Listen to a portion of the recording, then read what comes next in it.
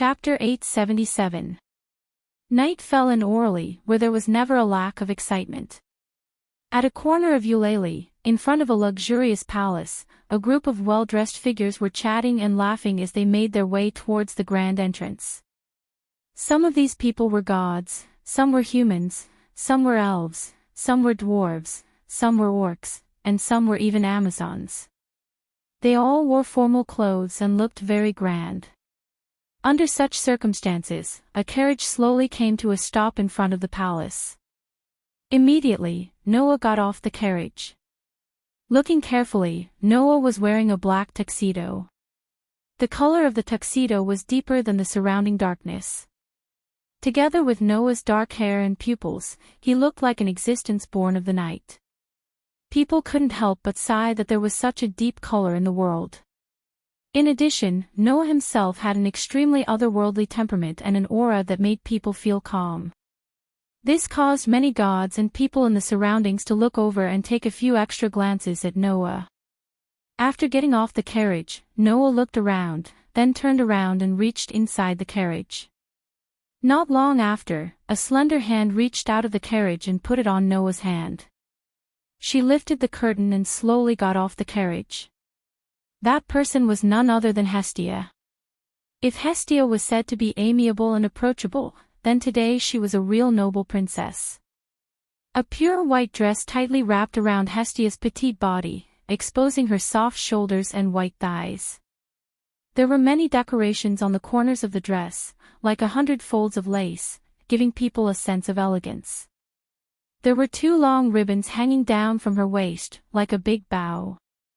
Her waist-length hair, which was usually tied into 2 ponytails, was completely untied. It hung down like a waterfall, swaying back and forth in the dark night, giving people a dazzling feeling. As the saying goes, people need clothes, and Buddha needs gold. Although the so-called gods were all transcendent existences with extraordinary appearances, if they dressed like men all day long like Loki, then no matter how outstanding their appearance was, it would more or less be covered up. The same was true for Hestia. Although she usually looked cute from her childish appearance, after putting on the dress, she was not only cute, but also beautiful. Her amiable smile was very dazzling. I didn't expect that I would attend a banquet with a cute child one day. Perhaps it was because she had put on a formal dress, but she was in a very good mood. She even looked at Noah and praised him generously. Noah's dress is also very good. Even the gods can't find any fault with it.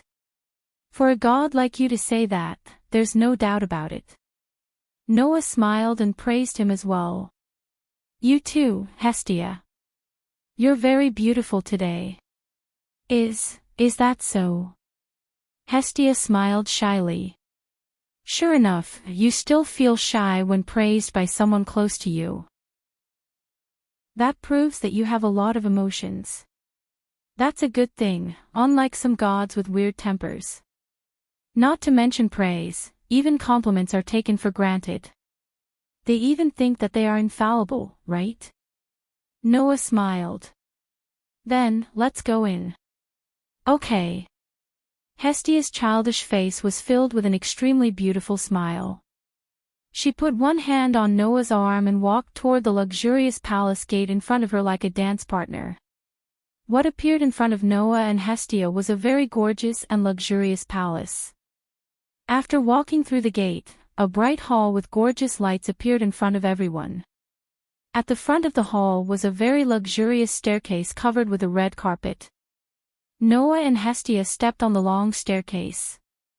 After walking for a while, they arrived at the banquet hall on the 2nd floor. At this time, most of the invited gods and humans should have arrived. At least, when Noah and Hestia arrived, the luxurious banquet hall was almost full of people. Magic stone lamps hung from the high ceiling like crystal chandeliers. Many long tables were arranged in a row in the corners of the banquet hall. There were delicacies that could not be found anywhere else on the tables. There was a tall window at the front of the hall, and there was a balcony that looked like an outdoor cafe. Here, famous adventurers could be seen everywhere. Sure enough, they've brought the most outstanding children from the clan tribe over. Seeing this scene, Hestia sighed as if she had seen through the world of mortals. Then, she smiled at Noah. Fortunately, my Noah won't lose to anyone here. You're in a good mood today. You keep praising me. It makes me feel a little embarrassed, Noah said helplessly. Compared to that, I'm more curious. Is the headquarters of Freya's clan, one of the two most powerful clans in Eulalia, in this palace? Of course not. This facility is public property managed by the guild. It's only rented to clans or merchants who need it, Hestia said. For a banquet like this where a large number of gods are invited, no clan will directly hold it in their own base camp. Who knows when there will be a clan that will become the enemy's clan in the banquet? Noah nodded in understanding. However, at this moment, a sarcastic voice suddenly sounded.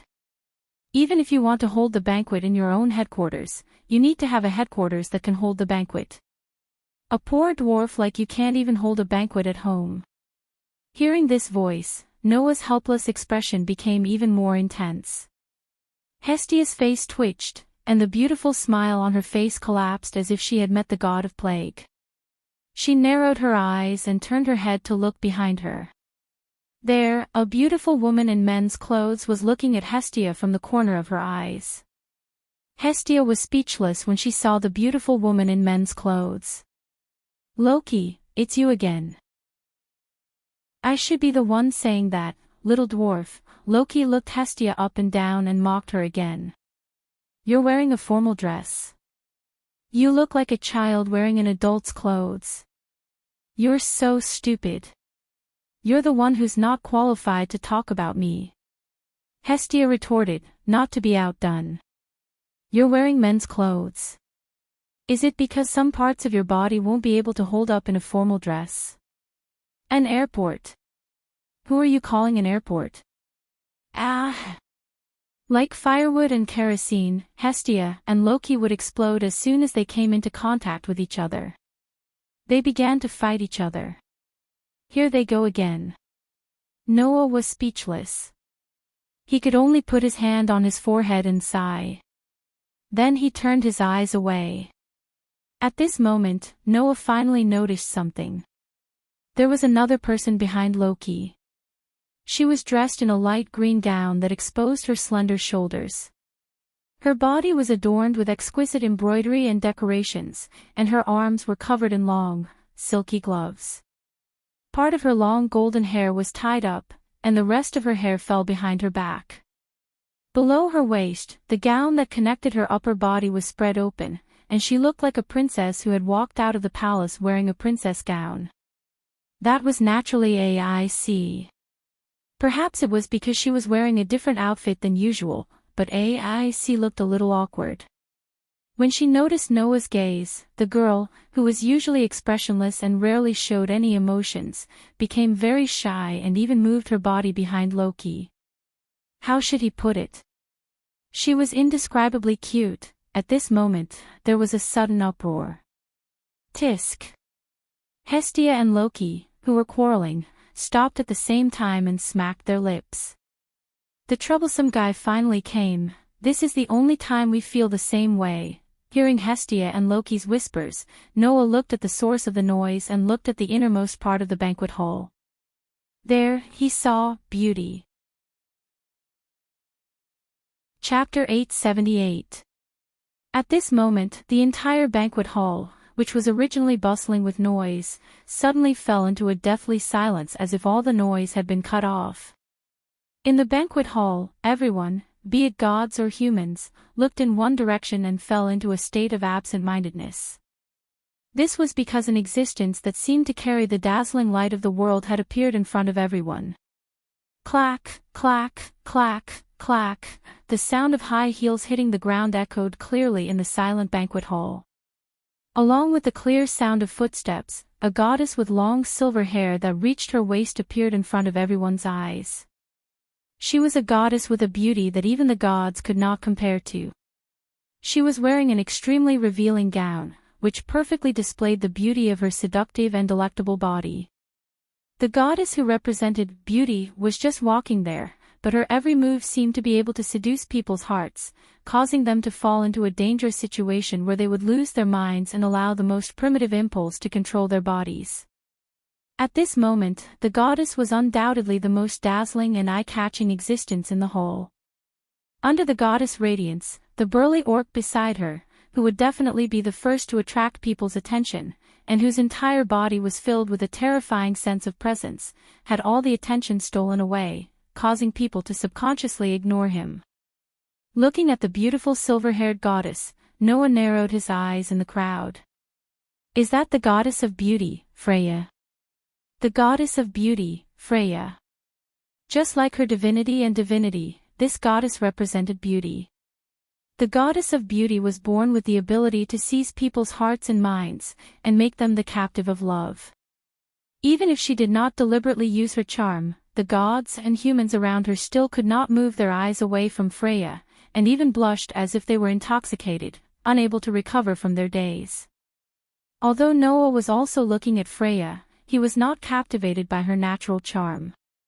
That could be considered as a negative influence similar to curses, weakness, and poisoning, right? Thus, while many gods and humans were immersed in Freya's natural charm, Noah's heart was extremely calm and was not affected at all. However, others did not know that Noah was not affected at all. You can't look. Noah! Hestia screamed and threw herself in front of Noah. She raised her hands and waved them around in an attempt to stop Noah from looking at Freya. You can't look at the goddess like that. Otherwise, they would immediately become Freya's captive. You'll be charmed.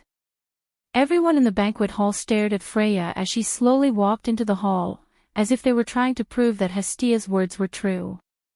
They stood there in a daze, as if they had lost their souls. The same goes for you, Aston. Loki said to AIC, who was beside him, with an annoyed look. Although it's not as exaggerated as the males, you shouldn't keep staring at Freya. Otherwise, you'll be led by the nose by that love-struck fool. AIC nodded obediently and lowered her head, no longer looking at Freya. As for Noah, he helplessly stretched out his hand, grabbed Hestia's small hand that was constantly waving in front of him and pressed it down. Alright, I'm not affected by her charm. Really? Hestia stared at Noah's face. When she saw that Noah's expression was normal, she still shook her head worriedly. Just in case, you'd better not keep staring at Freya. Don't be tempted by that fickle goddess. Hearing this, Noah rolled his eyes. Just as he was about to say something, a burning gaze suddenly stopped on him. Noah's pupils constricted. Noah couldn't be more familiar with such a scorching gaze. Raising his head, Noah met the burning gaze. In the next moment, Noah's gaze met the owner of the burning gaze. Her silver eyes were fixed on Noah, and there was an unconcealable passion and intoxication in them. She was the goddess with a beautiful smile on her face. Looking at Freya's seductive smile and her burning gaze, Noah did not have the slightest emotion. Instead, he narrowed his eyes and sneered. Found you, just from this gaze, Noah could be sure. Freya was the one who had been staring at him with a scorching gaze that made his hair stand on end. Freya was the one who had ordered the LV-6 catmen and the 4 LV-5 dwarfs to attack him. And once Freya's gaze landed on Noah, it did not move away. Her beautiful face turned red at a speed visible to the naked eye. Freya had always thought that when she saw Noah, she would still be able to keep her cool. However, Freya, who saw the glory of the soul as her lifelong pursuit, and Noah, who always had a soul that made her crazy, lost all her calmness in an instant. There was only one thought left in her mind. Get him. No matter what, she had to get him. A crazy desire to possess him attacked Freya's heart. Freya, who had originally planned to give a speech in front of the gods as the organizer, could no longer care about anything else. She lifted her feet and walked in the direction of Noah. Behind Freya, the strong orc Otto seemed to have discovered Freya's intention. He opened his mouth and wanted to say something, but chose to swallow his words. He silently followed behind Freya, staring at Noah in front of him, and did not move his gaze away. Just like that, wherever Freya and Otto passed, the crowd would automatically disperse and make a path for them. Not long after, Freya, who was leading Otto, stopped in front of Noah and the rest. She looked at Noah with an infatuated expression. Loki, who noticed Freya's behavior, was speechless as if he had eaten something bad. I see. This time, you've taken a fancy to this little guy. You hopeless love-struck fool. Freya. Hestia also stared at Freya and shouted loudly. What do you want? Freya ignored Loki and Hestia. She didn't even care about Otto behind her. She only had Noah in her eyes. Her beautiful eyes flickered with an intoxicating light. Then, Freya smiled. In that instant, everyone who saw Freya's smile widened their eyes, and they were all stunned. Including Hestia, Loki, and Ace. Charm. Freya finally could not help but use her charm ability. She only had one goal. You are mine. Freya spoke fanatically like a fanatic. With an intoxicated expression, she reached out a hand to Noah, intending to caress his cheek. Come, follow me. Come to my side, and never leave me. The charm of the goddess of beauty enveloped everyone present in the most direct way. Those who were caught by this charm would all become captives who were madly in love with Freya. Fortunately, Freya's charm was not directed at the people around her. Otherwise, everyone here would have become Freya's toys. Freya actually used her charm ability in front of almost all of Eulalia's minions, and even affected everyone present. No matter how beautiful Freya was, she would be condemned after this, right? Freya could not possibly not understand this. However, Freya did not care about that anymore. With such a close proximity to the soul that made her crazy, Freya had completely lost herself. If Freya's charm was to make everyone her captive, then under the dazzling brilliance of Noah's unparalleled soul, Freya was the first to become his captive. So, Freya did not care about anything else.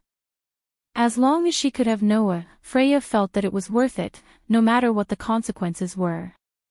Unfortunately, Freya did not notice. Everyone present was captivated by Freya's charm ability. They were unable to control themselves and stood there in a daze, unable to do anything. Noah was the only one who didn't seem to be in a trance. There was only indifference.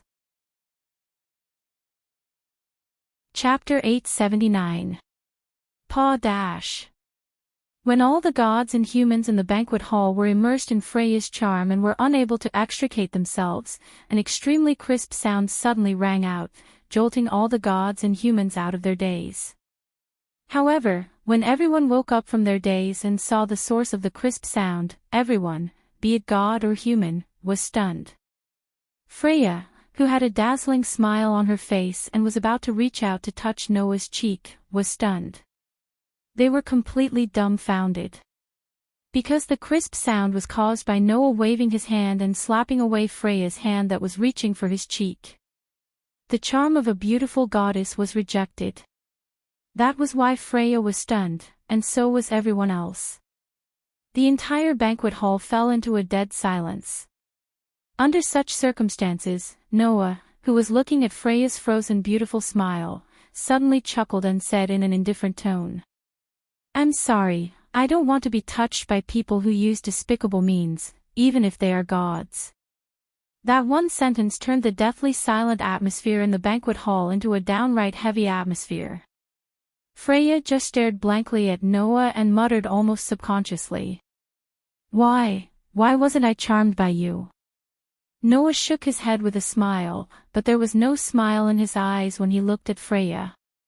Because I haven't fallen to the point where I can be captured by such despicable means. When this sentence fell from Noah's mouth, Noah's expression suddenly froze. Whoosh! A huge fist suddenly brought along a sharp sound of wind. It was like a rock that shot out violently, causing the air to become chaotic. It suddenly blasted from the side without any warning, imprinting itself into Noah's eyes. Without any hesitation, Noah clenched his hand into a fist. With the same sharp sound of breaking wind, he met the huge fist that had entered his eyes. Bam! With a muffled sound, a violent impact force rose from the center of the two fists that collided with each other. It shook up a whirlwind, as if an invisible bomb had suddenly exploded, setting off an astonishing blast that spread out in all directions. The powerful force that was transmitted from the huge fist, which was as heavy as a rock, caused Noah to be gently pushed back. His toes repeatedly tapped on the ground, and he only came to a stop when he was pushed back by nearly 10 meters. This sudden development made all the gods and humans present, including Hestia, Aes, Loki, and Freya, unable to react. Noah slowly raised his head and looked at Otto, who was standing behind Freya like a steel tower. Compared to him, Otto had not even taken a single step back.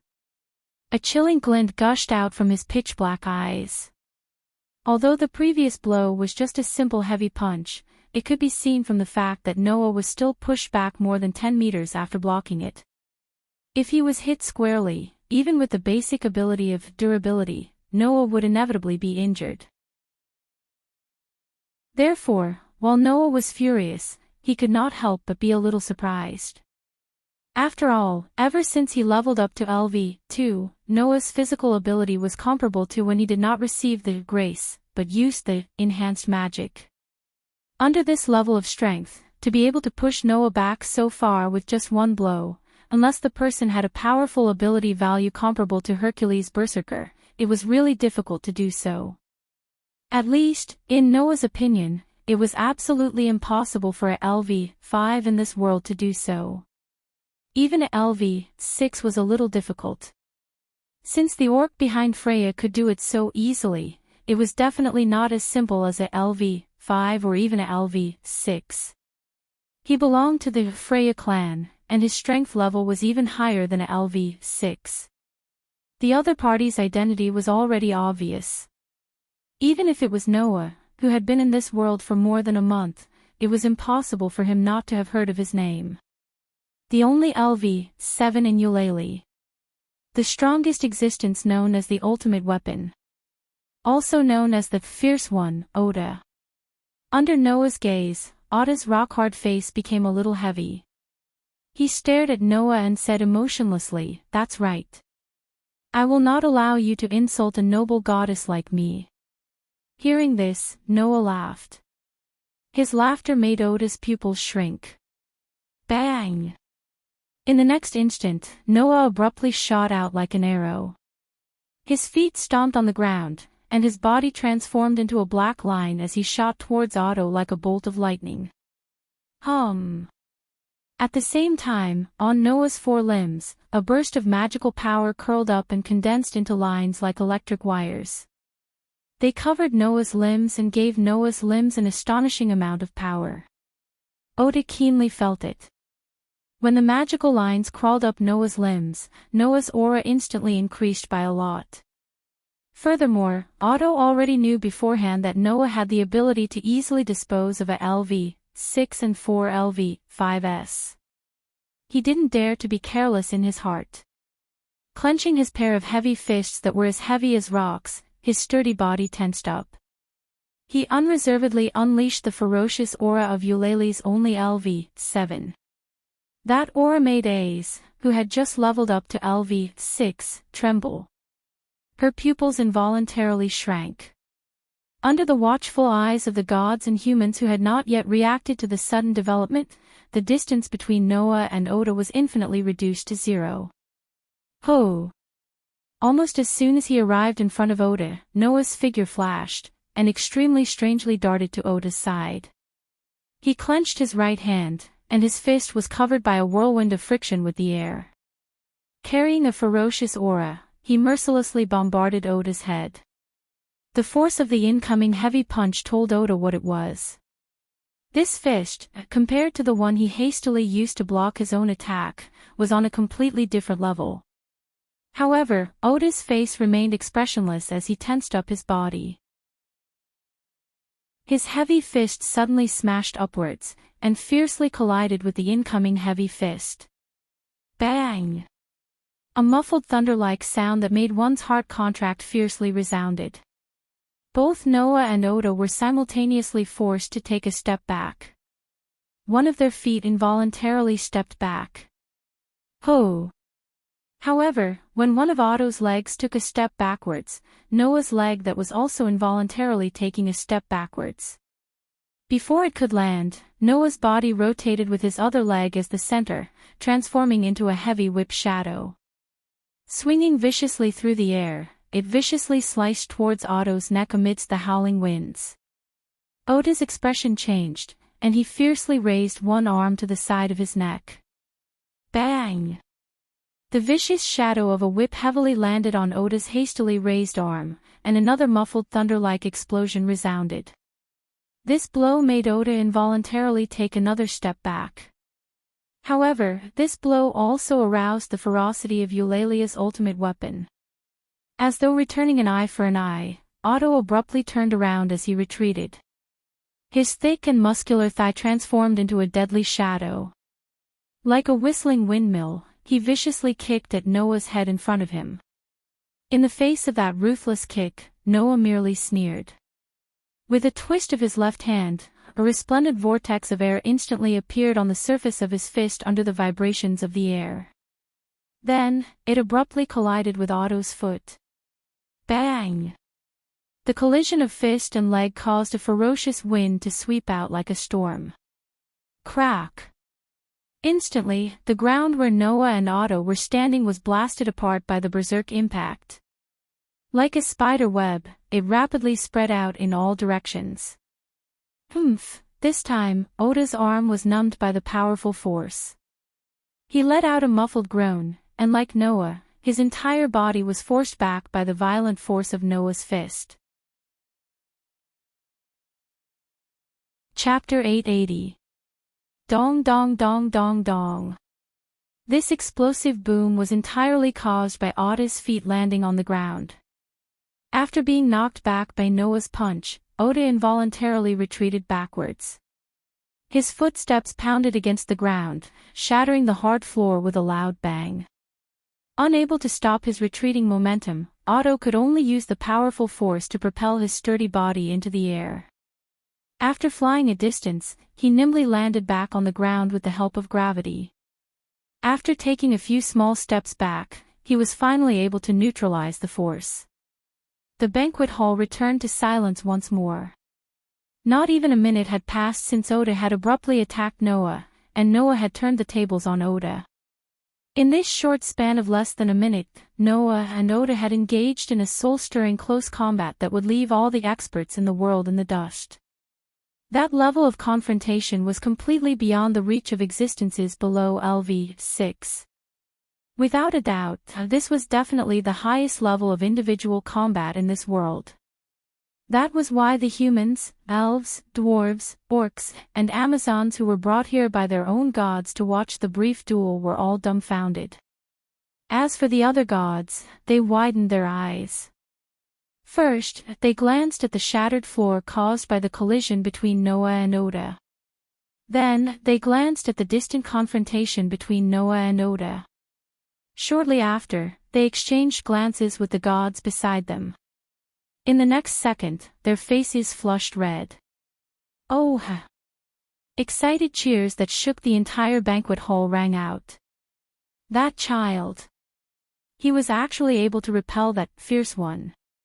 Even the ultimate weapon was repelled. He can even resist the charm of the beauty goddess. That child! Who the hell is he? I really want that child. Ah! For the gods who came down to the mortal realm to seek entertainment out of boredom, there was nothing more exciting than this. Therefore, all the gods were excited to the peak at this moment. Not to mention the gods who were watching the show, even Hasti and Loki were excited. The former was only excited because the person who was able to compete with Eulalia's only LV7 and even beat her back was a member of his own clan. The latter was excited like the other gods who loved to watch the show. Apart from that, she also felt a strong sense of regret. After all, Loki had met Noah earlier than Hasti. At that time, Noah had not received any favor and had not joined any clan. If Loki had seized the opportunity at that time, then Noah would very likely have become a member of Loki's clan. Unfortunately, such a treasure had been taken away by the poor shorty that Rocky hated the most. Rocky couldn't be blamed for feeling so regretful. Only AIC looked at Noah with ripples in her eyes. He has become stronger again, as the people who made the gods around them fall into a frenzy of excitement. Noah and Otto were the calmest at the scene. As if all the movements around them were shielded, Noah and Otto looked at each other, one with a sneer on his face, the other with a heavy expression. After a long time, Otto spoke in a deep voice. "You are really strong." "Same to you." Noah's face was indifferent. "Ololi's only LV7 is indeed extraordinary." This sentence was true. Although it was only a short duel, Noah already understood. Oda, who was at LV7, was definitely a match for Hercules, who had appeared as a berserker in the Holy Grail War, in terms of ability value. If Noah had not reached LV2, the one who would have been repelled would not have been Otto, but Noah. However, after reaching LV2, coupled with the enhancement magic, Noah's physical ability was not weaker than Berserker, who he had fought before. In addition, Noah's punch was launched with the Annihilation Strike technique. Otto, whose physical ability was on par with Berserker, was repelled by Noah's punch. With the current strength, if Noah were to fight that great hero again, the one who would be at a disadvantage would not be him. It was only natural that Otto would be repelled. But Otto looked coldly at Noah. "You shouldn't have insulted my noble goddess." "Shouldn't have." Noah laughed sarcastically. "But I did." "What do you want me to do?" "What do you want me to do?" Otto's face was stern. "I want you to die as an apology." Following this fierce roar, a ferocious aura like that of a ferocious beast gushed out from Oda's body. Moreover, it grew denser and denser, causing the faces of those people in the banquet hall to slightly change from the pressure. Shortly after, Otto's feet landed on the ground with a loud rumble, causing spiderweb-like cracks to spread out on the ground. His body leaned forward, transforming into a sharp arrow as he shot explosively towards Noah. Wherever they passed, a gully was dug open. It was like a scar that was imprinted on the ground, causing the banquet hall to become a complete mess at this moment. Sensing the ferocious aura around Otto, Noah's eyes flashed, and a faint magic power rose from his body. In the blink of an eye, Otto appeared in front of Noah, raising his fist high. On his fist, a frantic wind swirled back and forth like a whirlpool, looking extremely frightening. Ha! With a stifled low roar, Otto's fist, which was filled with frantically swirling winds, was accompanied by a sonic boom as it ferociously smashed towards Noah's head. Looking at the fist that was getting closer and closer, and feeling the oppressive wind coming from it, Noah's dark and deep eyes flashed with a fierce light. In his heart, the stone plate that was connected to the outline of the 10 pictures began to flash with a bright light. Just as Otto's fist was about to land on Noah's head, and Noah was prepared to no longer hold back and use his true strength to smash Otto into pieces, a voice slowly rang out. "Otto." That voice was softer than anything else. However, upon hearing this voice, Otto's figure fiercely froze. His ferocious fist stopped less than 5 centimeters away from Noah's face. The wind it carried caused Noah's bangs to flutter. As if nothing had happened, the ferocious aura on Otto's body completely disappeared. His body also slowly relaxed. Withdrawing his fist, he expressionlessly retreated. Seeing this, Noah's brows furrowed. He turned his head and looked towards the source of the voice. There, the silver-haired goddess was staring at Noah with eyes more fervent than ever. She took a deep breath and smiled. My apologies, my follower was rude. Those words seemed calm, but anyone could hear the fanaticism in them. Ha! Freya's beautiful smile made the surrounding people gulp. It was as if she only had eyes for Noah. She said in an intoxicated manner. I'm really sorry. Originally, I didn't want to use such a method to get you. But once I saw you, I completely lost my cool. Fortunately, charm doesn't work on you. As expected of the man I love deeply. I want you more and more. Freya's undisguised love for him caused the surrounding gods and humans to cast their gazes on Noah. Their eyes were filled with envy, jealousy, and hatred, as well as surprise and admiration. Obviously, no one would have thought that the goddess of beauty, Freya, would confess her love for Noah here. But Noah's face was cold. He mercilessly retorted to Freya's perverted passion. Then I'm really sorry. I have no interest in you at all. You'd better go home and eat by yourself. After saying this, Noah walked towards the entrance of the banquet hall under the stunned gazes of the surrounding gods and humans. Hestia, Loki, and Aes followed him without hesitation. Freya did not say anything to stop him. She continued to stare at Noah's back with a fervent gaze. Her face gradually flushed red. You're mine. You must be mine. Chapter 881. As soon as they walked out of the venue, which was managed by the guild and rented to the clan, Noah exhaled deeply, his brows furrowed even tighter. What's the matter with that love-struck goddess? Until now, the source of the scorching gaze that had been unbridled in Noah's direction was very obvious. It was Freya. But why would Freya treat him like that? Noah couldn't think of a reason at all. Just because I have extraordinary strength, she took a fancy to me and wanted to poach me into Freya's clan. Noah was perplexed as he recalled Freya's passionate gaze and her unconcealable love for him. That doesn't seem to be the case. What's going on? As soon as he finished speaking, a voice answered Noah's question. You're right. That love-struck goddess has taken a fancy to you. With such a voice, Loki, who was dressed in men's clothing, walked out of the venue. Behind Loki, Hestia and Aeth were there as well. As soon as Hestia came out, she pounced on Noah and hugged him, her face full of excitement. Noah! You're really amazing. Even that Valiant is no match for you. No one in Eulalia can beat you in a one-on-one fight. Being hugged by Hestia, Noah immediately felt a very soft touch spreading in front of him, which made him a little shaken. He reached out his hand and hit Hestia's head hard. Bang! With a muffled sound, Hestia hugged her head and squatted down with tears in the corner of her eyes. Didn't I tell you not to hug me so easily? Noah withdrew his hand from Hestia's head and sighed. Ignoring Hestia, who was looking at him with resentment, he turned his head and looked at Loki. You said that love-struck goddess has taken a fancy to me. What's going on? Do you want to know the truth? The eyeballs in Loki's narrowed eyes turned slightly, and he smiled treacherously as he said this. If you want to know, then say goodbye to this poor shorty and join my clan.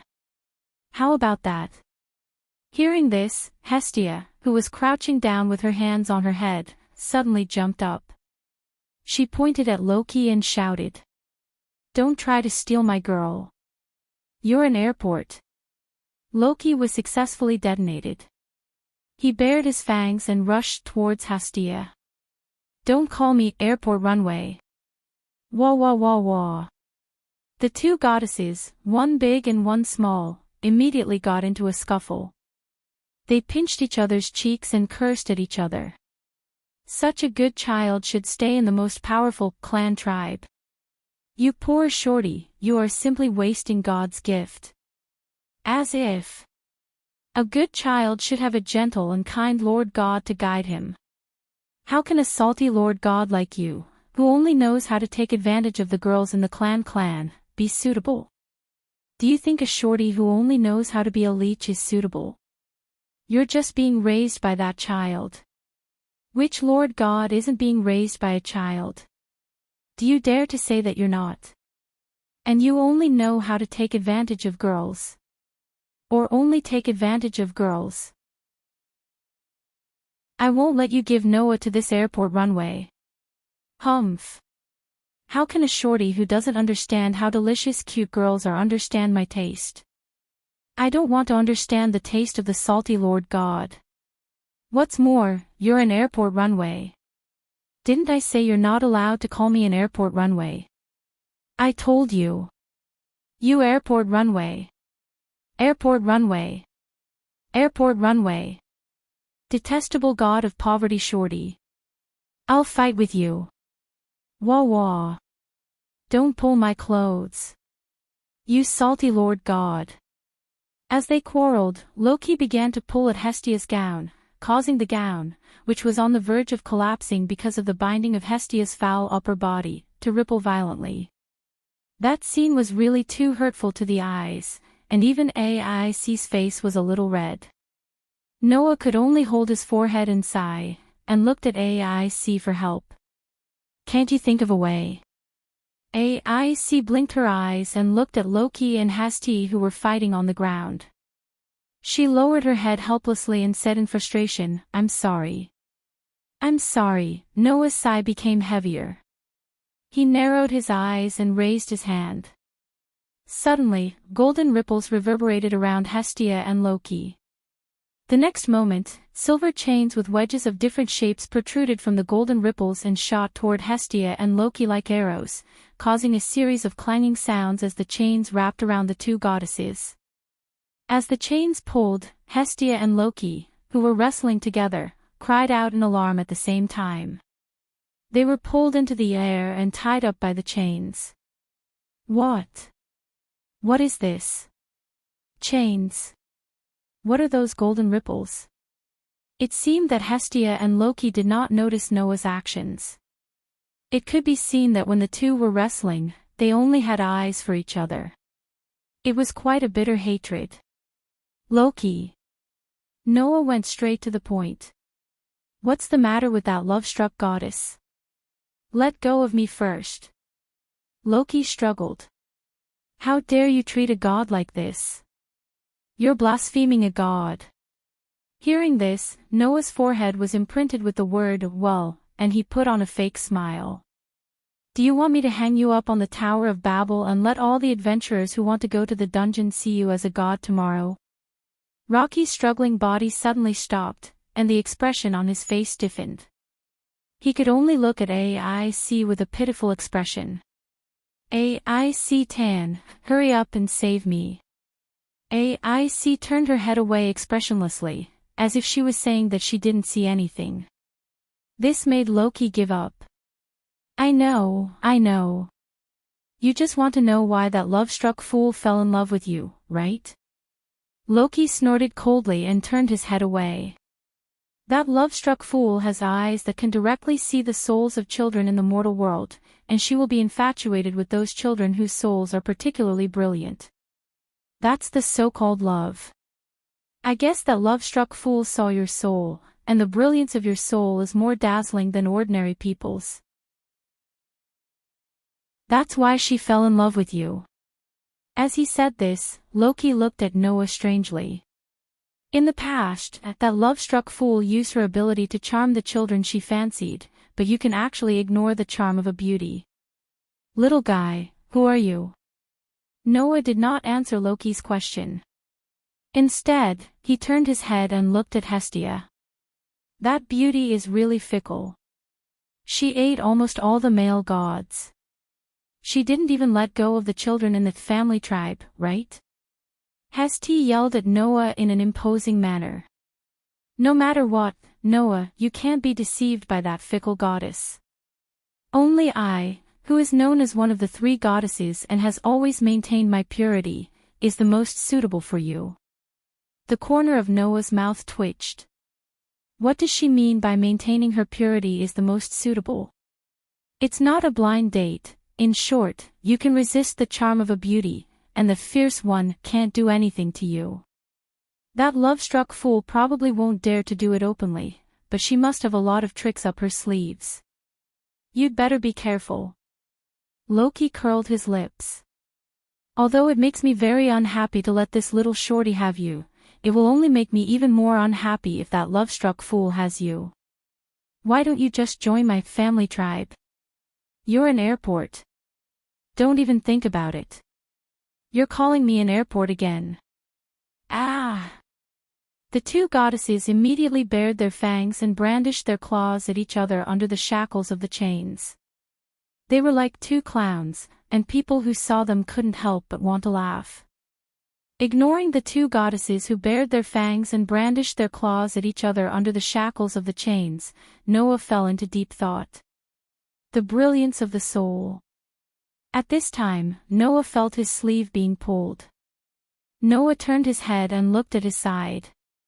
There, AIC pulled Noah's sleeve, looked straight at Noah, tilted her head, and said softly, "Are you okay?" Hearing this, Noah was startled and immediately smiled. "No problem, I can handle it." Only then did AIC's pretty face relax a little. She then mustered up her courage and said, "That agreement, does it still count?" Agreement? Noah was startled. Chapter 882. The next day, when Noah woke up from his sleep, he immediately found something different from before. The specific manifestation was that under Noah's quilt, there was a very warm and very soft thing lying in his arms, making Noah feel as if he was hugging it more comfortable than any pillow in the world. Aware of this feeling, Noah was immediately awakened, and immediately seemed to think of something. A wry smile appeared on his face, and he lifted the quilt on his body. Under the quilt, there was a petite girl with long black hair that fell like a waterfall in front of Noah, hugging him tightly, like a child worried that her toy would be snatched away, unconsciously rubbing against Noah's chest, sleeping soundly. That, of course, was Hestia.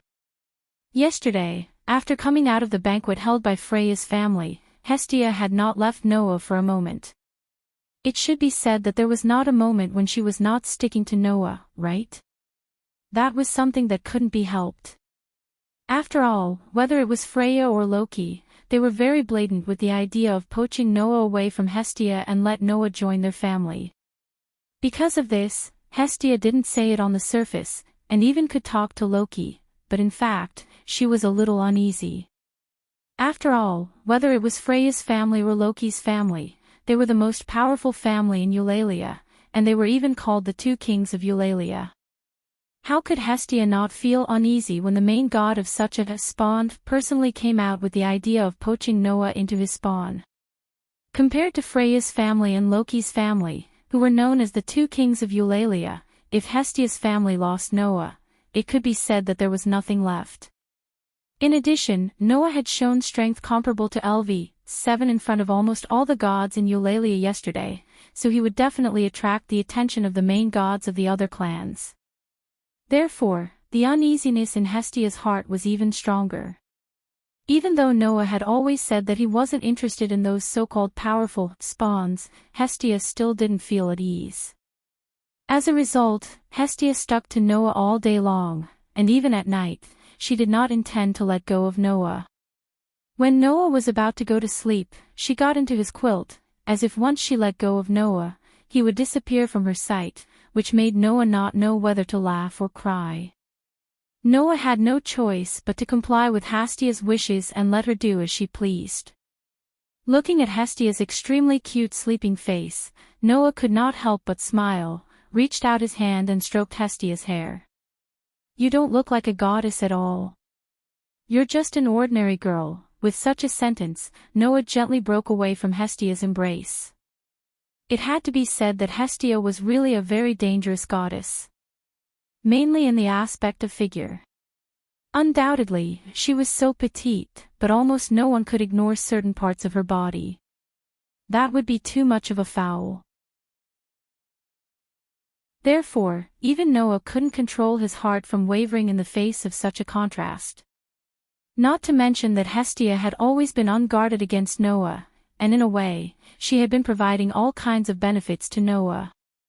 If Noah continued to be hugged by Hestia like this, he would really lose control of himself. He could only hurriedly break free from Hestia's embrace. He tried his best not to disturb Hestia's sleep, got out of bed, put on his clothes, and quietly walked out of the room. When Noah came out of the room, Baal had already gotten up and was wearing light armor in the hall. After seeing Noah come out, he immediately greeted him respectfully. "Leader, good morning." "Good morning, Baal." Noah put on his outer clothes and chatted casually with Baal. "Are you going to the dungeon today?" "Yes." Baal nodded heavily. "Leader, please guide me today." Ever since the Minotaur incident, Baal had become much more determined than before. In the past, Baal only wanted to become an adventurer because he was looking for opportunities in the dungeon. Now, Baal sincerely wanted to become stronger. Thus, Baal had been working hard these days, and his improvement was much greater than before. Just yesterday, Noah had allowed Belle to go to the area below the 7th floor alone. However, Noah had repeatedly told him that level 10 was the limit. Now, Baal was not allowed to go below level 10. "By the way, Baal," Noah suddenly said, "I won't be going to the dungeon with you today." Baal didn't expect Noah to say that, and he was taken aback. "You won't be going to the dungeon with me?" "That's right. Your combat skills have basically taken shape. Next, I don't need to personally teach you. You just need to constantly improve your combat skills in actual combat. That will be enough." Noah shrugged. "Moreover, I can't always be your nanny. It's time for you to explore the dungeon yourself." "Myself?" Baal was uneasy. "Will it be fine if I go alone?" "Yes, as long as you don't go below level 10, there shouldn't be a problem." Noah nodded. "Of course, there's always an accident. If there's an accident, don't hesitate. Run away first. Don't force yourself. Understand?" "Yes, sir." Baal obeyed the order. "Then, you'll go to the dungeon alone today." Noah walked towards the door. "I have something to do. Remember to come back before nightfall."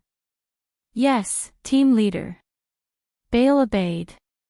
Under Baal's watchful gaze, Noah opened the door and went outside. He entered the bustling street. However, just as Noah was about to walk towards one of the streets, there was a commotion in the crowd. Noah subconsciously turned his head and looked in the direction of the commotion. Then, he was startled.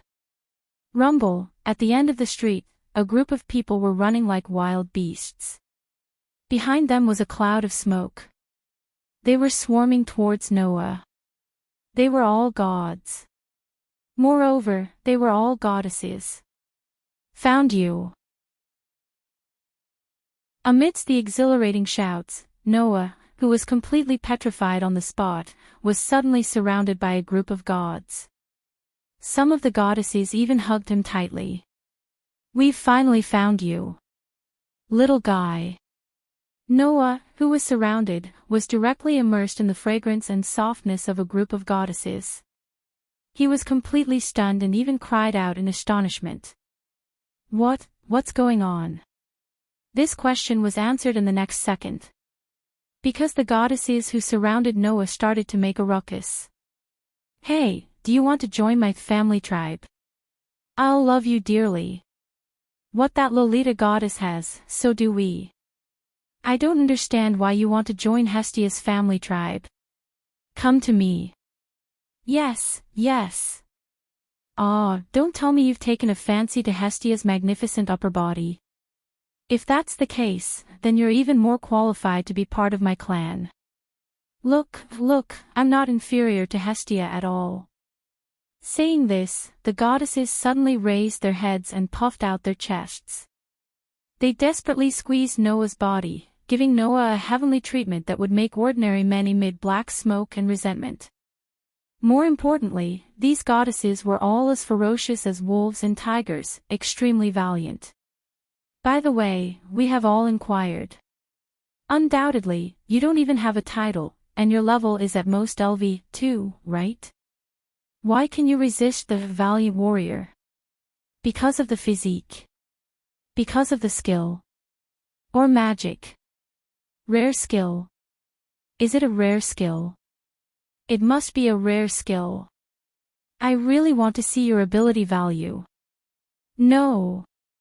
I can't help but want to take off this child's clothes.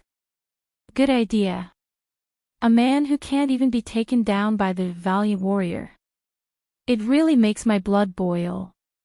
Look carefully, aren't you the child who saw us naked in the bathhouse last time? Yes, yes. Then it's okay to let us see your body, right? Don't talk about it, just take it off. Noah's face turned green for the first time in his life.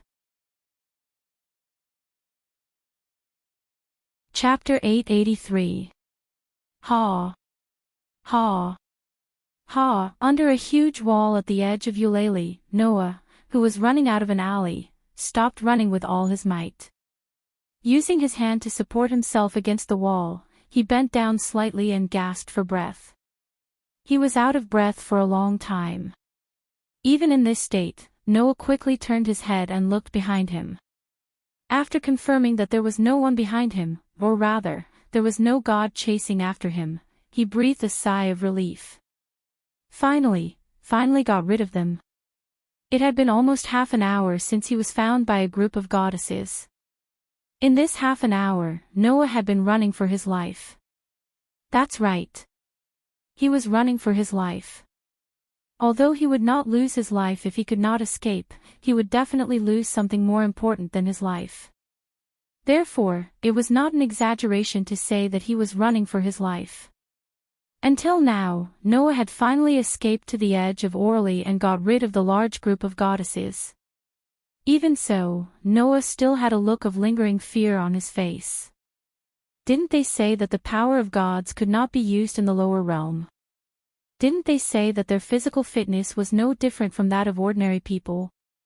Then my physical fitness should be much better than those so-called gods, right? Why was I still chased for half an hour before I managed to escape?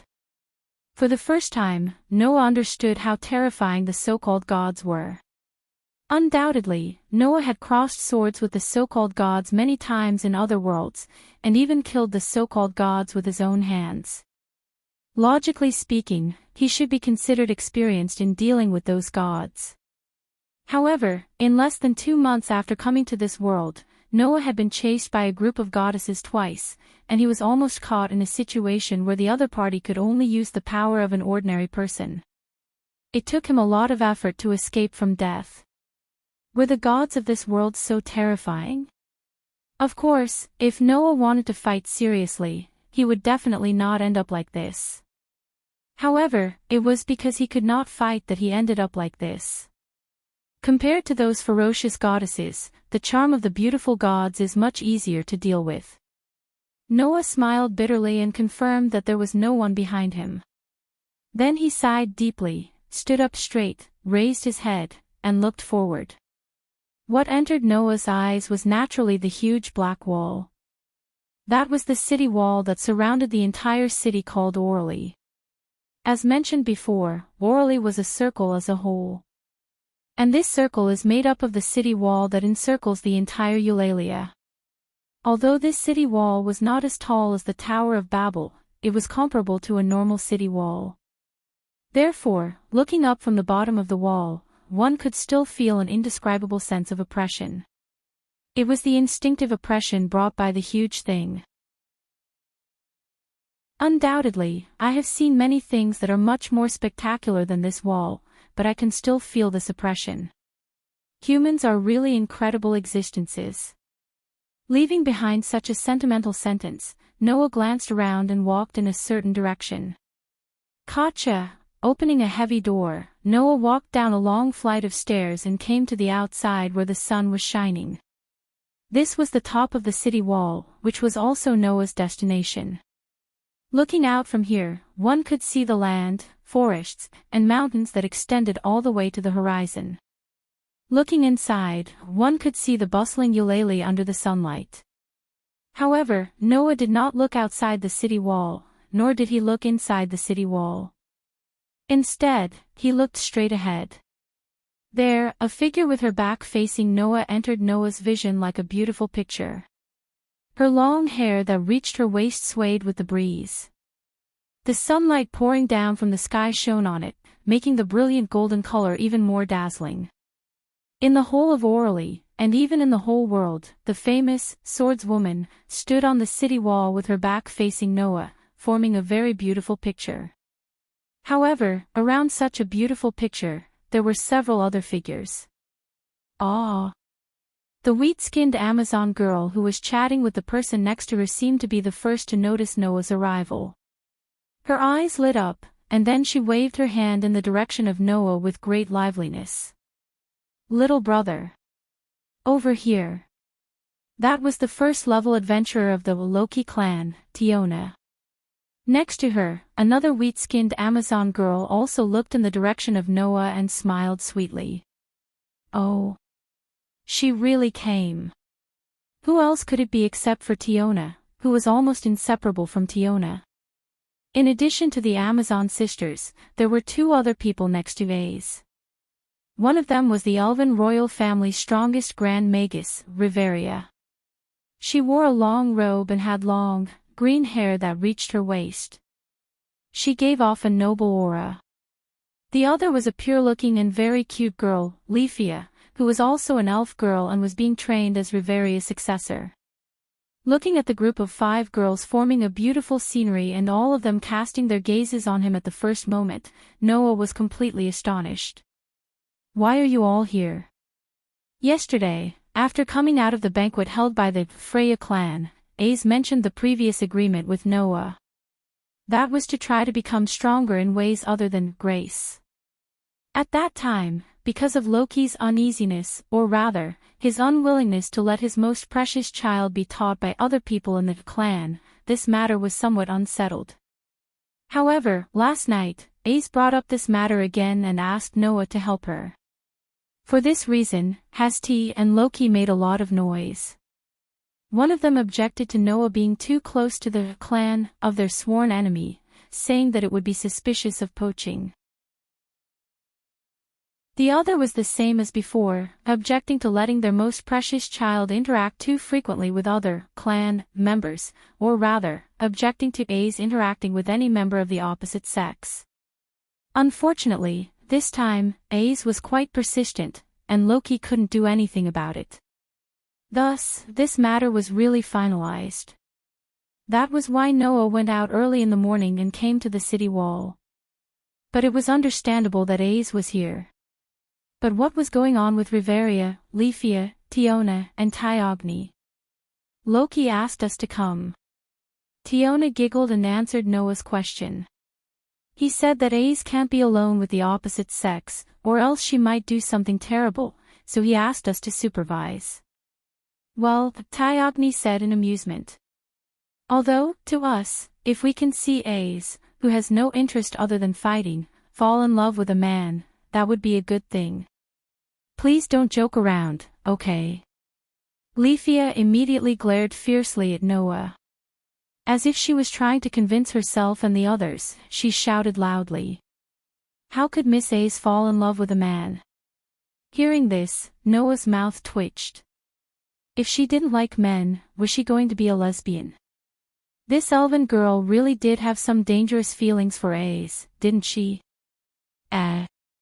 Instead, it was Tiona who was curious about Leafia's behavior. Leafia, didn't you always say that little brother is a good person? That's different from this. Leafia stuttered, her pretty face blushing. Even if he's a good person, it's inevitable that he'll do something wrong sometimes. We have to take precautions. That's right, that's it. Oh. Leafia actually has such a dishonest time. Tyogni teased. Could this be the so-called tsundere? Of course not. Leafia immediately retorted, but that only caused Tiona and Tyogni to continue teasing her. Ace, who couldn't get a word in, didn't know what to do. Alright, we're not at home now. There are outsiders here, so don't go overboard. Riveria called out to stop the girls from messing around. She then turned around and nodded at Noah. Sorry, we were rude. That's how it is. Can you allow us to watch from the side? We won't disturb Sir and Ace.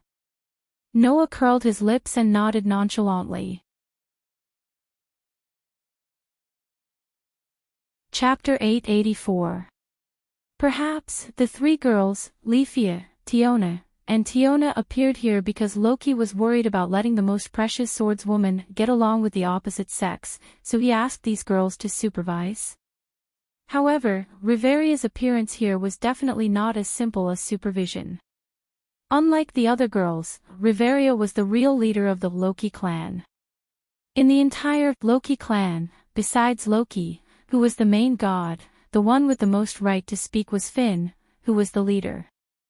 Then, there was Riveria, who was the deputy leader. Finn Danner, who was known as the Brave. Riveria Lysali, who was known as the Nine Devils. Gareth Landlock, who was known as the Great Hero. Everyone knew that these three people were the three leaders of the Loki clan, one of the most powerful clans in Eulalia. One of these leaders was here now, just to supervise a member of the clan and not let her have a relationship with other members of the clan. To be honest, even if this person was the only important LV6 member of the Loki clan other than the three leaders, it was a bit of a fuss to let the deputy leader personally come out to supervise. Therefore, there might be something to supervise, but there must be another reason for Riveria to be present. That reason was probably to explore the truth of the so-called way to become stronger other than grace, right? After all, Noah had asked AIC in advance to never reveal what he taught except for herself. AIC readily agreed to it. With AIC's character, since she agreed, then even the orders of the main god couldn't pry open her mouth, right? Regarding this, Noah still believed in his own eyes and thought that he wouldn't misjudge people. Loki should also understand this. But even if he couldn't get the so-called way to become stronger, his curiosity as a god and the sense of responsibility to make the clan strong still made Loki send Riveria over to watch from the sidelines in an attempt to see something, right? Therefore, the reason why Riveria came here was because she was worried about AIC. She also wanted to use this as an excuse to openly watch from the sidelines. Unfortunately, Noah had more or less expected this situation and made preparations. Therefore, Noah immediately said this to Ace, who was looking at him closely in front of Riveria, Leafia, Tiona, and Tioni. I'll say this first. My sword skills and battle techniques should be on par with yours. Although I do have some physical abilities other than grace, those are obtained through years of training. So, don't expect me to teach you any secret techniques that will allow you to quickly become stronger. This sentence made AIC slightly startled, and the rest of the girls also looked at each other in dismay. AIC looked at Noah in confusion and asked directly. Then, what do you want to teach me? Hearing this, Noah smiled and asked a question instead of answering. Let me ask you, in this world, what is it that allows one to gain a certain level of power the moment they learn it? And if they use it well, they can even kill enemies above their level. This. AIC hesitated and replied uncertainly. Magic. That's right. Noah nodded. It's magic. With regards to Noah's words, everyone present understood. In this world, magic was equivalent to the treasures of the heroic spirits. It was a trump card and a sure kill skill. Previously, there was also an example. A person with a sword would never be able to fight against an opponent who could create a sea of fire with a wave of his hand. Therefore, the importance and power of magic was imaginable. If one could have magic, even a novice adventurer who could only explore the first to fourth level of the underground city would be able to go down to the 10th level and explore alone. The difference between having magic and not having magic was this huge. Looking at AIC, Noah said. You should have seen the magic that I used the first time I went to the 10th level of the underground city and attracted a large group of beastmen to train my basic abilities, right? After hearing Noah's words, everyone, including the spectating girls, except for the puzzled Leafia, recalled the magic that was used to clear the area when they saw Noah training his basic abilities on the 10th level of the underground city. To be precise, it should be magic. Because of Noah's overly large amount of magic, there was a change in the magic from the magic bullet to the magic cannon magic. Of course, in this place, it was not wrong to call it magic, and it was easier to understand. Seeing that AIC recalled the incident that day, Noah suddenly smiled. Is that magic powerful? AIC nodded involuntarily. Then, Noah said something that moved everyone present. Then, if I let you learn another type of magic, it should be able to make you obviously stronger, right? Learn magic. The girls were stunned. Learn magic. Noah said that the other way to become stronger other than grace was to let AIC learn another type of magic.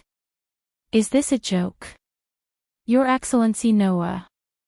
Riveria frowned and directly said.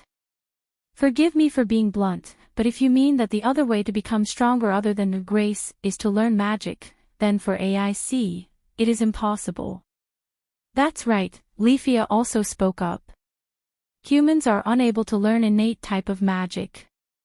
These words couldn't be more appropriate for the elves, Riveria and Leafia, to say them.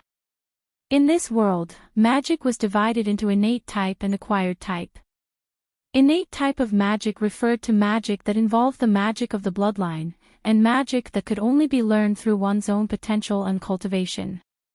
Most of these types of magic had a fixed inclination, which meant that the magic that people of the same race could learn was mostly the same, and it was difficult to exceed the norm. Acquired type of magic, on the other hand, was the possibility of magic that was stimulated through the grace of God. Under the inspiration of the grace of God, one could learn at least one, and at most 3 types of magic. The latter was the source of most of the people in this world who possessed magic. The former would only appear in those magical races that were blessed by nature. Unfortunately, humans were not a magical race that was blessed by nature. Once the grace was lost, it would be impossible for them to learn magic on their own like the elves. Unfortunately, AIC was not a magical race that was blessed by nature like the elves. Therefore, everyone felt that Noah's words were strange. Noah was naturally clear about this. Words are not proof. Noah shrugged. So, let me show you the evidence. Saying this, Noah turned his back, took off his coat, and took off his shirt, exposing his muscular back in front of the girls. Wah! Suddenly seeing the body of the opposite sex, Leafia let out a strange cry, and her face turned red. AIC, Riveria, Tiona, and Tyogni subconsciously focused their gaze on the very obvious mysterious pattern on Noah's back. That was Noah's ability value. Noah Doria LV. 2 Strength, S, 967, Durability, S, 976, Agility, S, 971, Agility, S, 988, Magic, S, 954, Mystery, Magic Skill, Protection from the World, Permanent Skill. Equal to Luck. Events that were directly related to luck would eventually lead to the most favorable outcome. Among the people present, Tiona and Tyogni could not understand the sacred text. However, AIC, Riveria, and Leafia could understand the sacred text.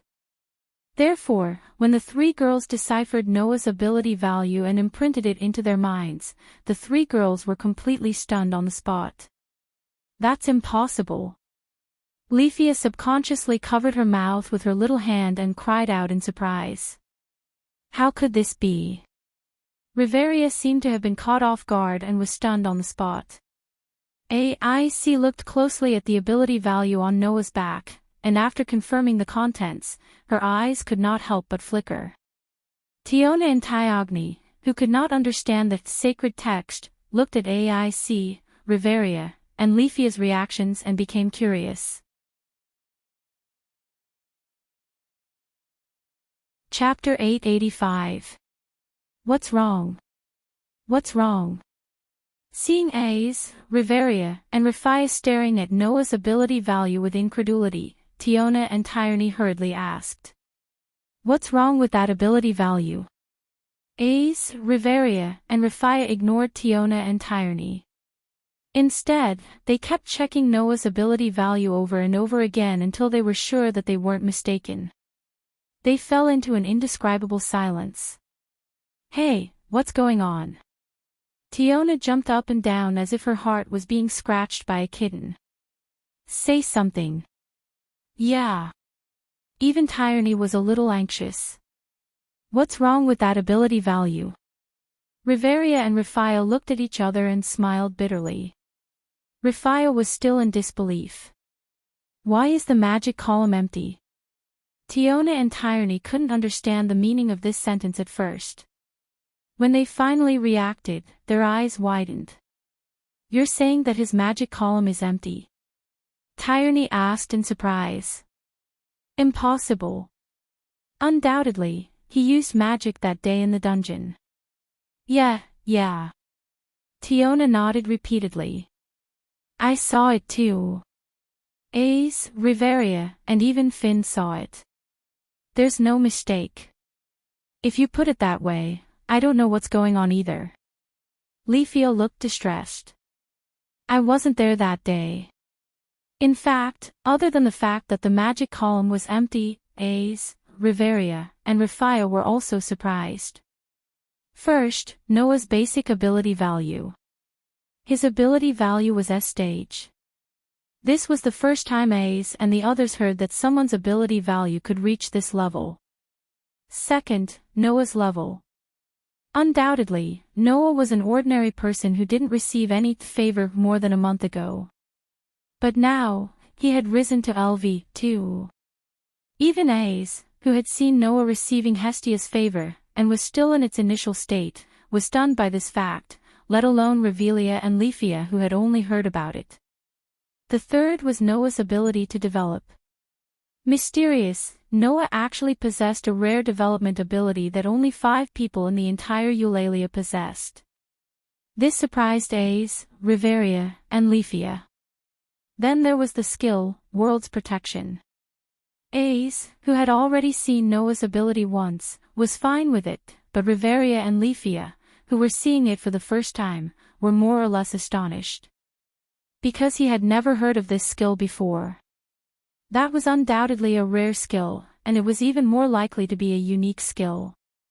The information revealed by the ability value shocked Ace, Riveria, and Lefia. Riveria was the first to calm down. After hesitating for a moment, she solemnly spoke to Noah. Is it okay to let us outsiders see your ability value? There's nothing to worry about. Noah shrugged nonchalantly as he put on his clothes, looking as though he was doing whatever he wanted. Although the ability value is a secret of the individual and the clan, it is also because they are worried that if it is revealed, the clan that may become the enemy will be on guard and even plan to deal with them. But I'm different from you. I didn't completely rely on favor to gain my power. Saying this, Noah looked at Riveria with a smile that wasn't a smile. Leak out important information and let the enemy set up all kinds of traps. However, the real trump card is hidden under the leaked information. Suddenly take it out when the enemy thinks that you are done for. Don't you think that this is more effective than simply hiding it? Riveria's expression changed slightly, she lowered her head and remained silent. Let's get back to the topic. Noah changed the topic and looked at Ace who had been staring at him. As you can see, my magic column is empty. My magic is completely self-taught, and it's not a magic that can only be learned by magical races like elves. It's a magic that can be learned by anyone as long as they put in the effort. So, can you still say that I can't let you learn magic and become stronger? A magic that can be learned by anyone. Leafia said subconsciously. How can that? However, Leafia couldn't continue halfway through her words. Ace, Riveria, Tiona, and Tiona all understood why Leafia couldn't continue. It won't consume the broken magic sword. An independent space that can store items. It can match the strongest existence of LV7 with a LV2 level. Noah has taken out a lot of these incredible things. Since that was the case, what was so strange about him coming up with a spell that anyone could learn? In fact, Noah did intend to let Ace learn the magic that he once had, crushing magic. This was the only thing that Noah could teach Ace. After all, magic needed to be connected to the magic base plate in the world of the moon. Even if he taught it to Ace couldn't use it. The three major magic of fairy tale were the treasures of the guild. Even Makarov and Laxus only had one of them. As the candidate for the next president of Fairy Tale, Noah naturally couldn't give away the treasure of the guild. Then, the only thing that could be taught to Ace was crushing magic. Whing! A golden ripple suddenly reverberated in the air, spitting out a fist-sized, crystal ball like clear pearl. It fell and landed on Noah's outstretched hand. This is a tool that can be used to record information.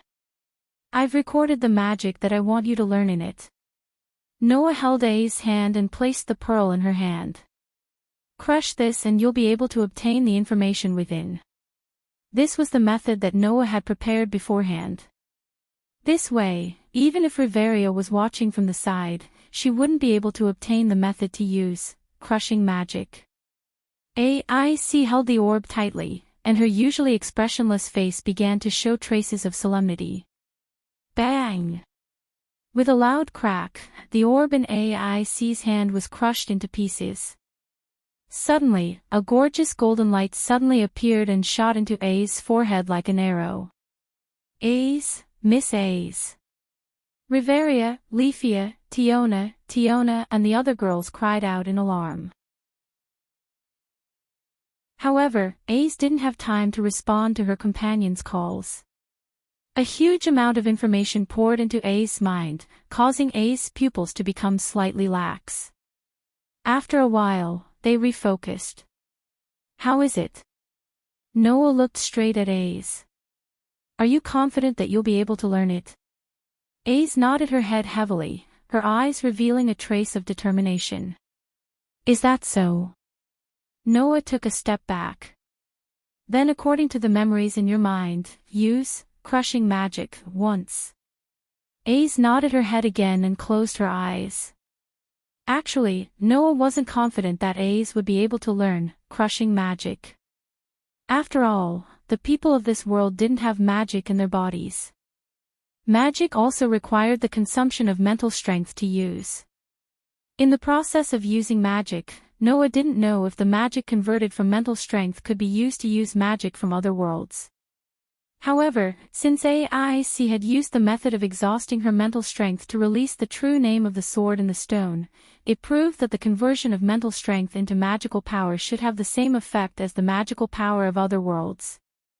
It was entirely possible to use crushing magic by consuming mental strength. However, in the next second, something unexpected happened. Ace's face suddenly changed. Clang!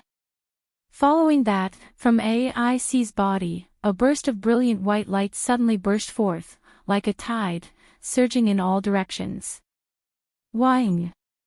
With AIC as the center, the city wall that was enveloped by the white light shuddered slightly. Then, white lines suddenly appeared and divided the city wall into squares.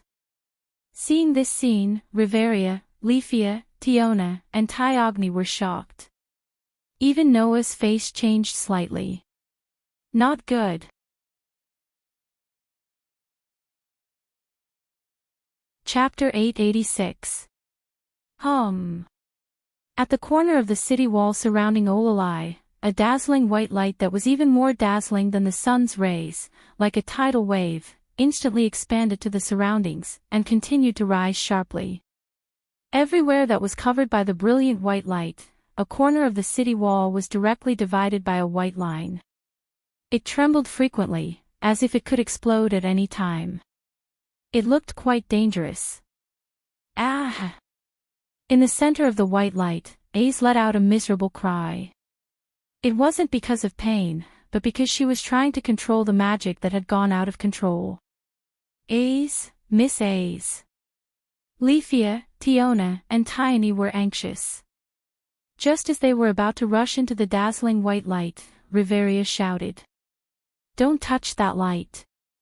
It's very dangerous." As expected of the existence known as the most powerful archmage in Eulalia.